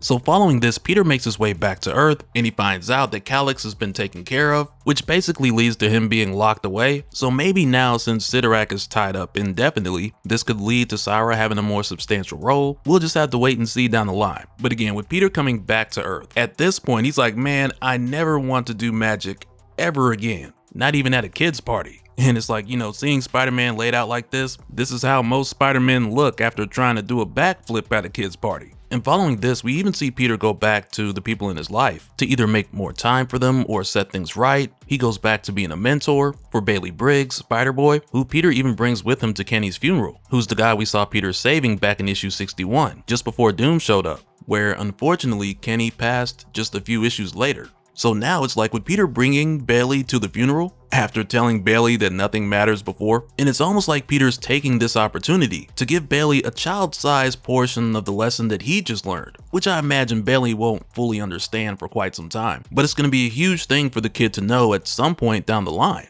And just going back to one of the major lessons that Peter had learned from this experience, at one point he said, I've never felt unstoppable. It's intoxicating. it's also a lie. Lots of things can stop the spider-naut. The pain of loss, the feeling that life is meaningless, good old-fashioned fear. I know because they stopped me. I gave up. I'm never doing that again. So yeah, and after everything that's happened, it's like Peter's learned what it truly means to be unstoppable. And after this, later on, Peter makes his way to go see Aunt May to make things right, because Peter did kind of snap on her a little while back, and May forgives him before he can even finish what he's saying. And later on, when he goes to see Felicia, he tells her an apology isn't exactly right, and neither is a thank you, but he just didn't want things to be awkward. So she basically tells him just promise to keep emo Peter at bay. No one likes emo Peter. And don't get me started on dancing emo Peter, which right there had me thinking like, wait, is she talking about? Nah, it couldn't be. And after this, the last place we head to is Peter's art gallery that Randy set up for him, but really only his friends and family had shown up for it to support him. And to Peter's surprise, Shay comes through. And really, throughout this event, Shay was the one person who Peter really feels like gave him some helpful advice when she told him that pain is inevitable and suffering is optional. But after that, she basically walked away and told Peter to seek help. So I think the reason why Peter didn't reach out to her like everyone else was mainly because that would have made things very weird. But with her coming to his gallery, this gives Peter the opportunity to ask her if they can try to start over again. So yeah, with this event and really this series ending at Peter's photo gallery with all the people closest to him, it's a nice way to wrap things up before we get to Joe Kelly's brand new Amazing Spider-Man series. So here's to hoping that Peter has a happier and brighter future ahead, because my guy needs a break.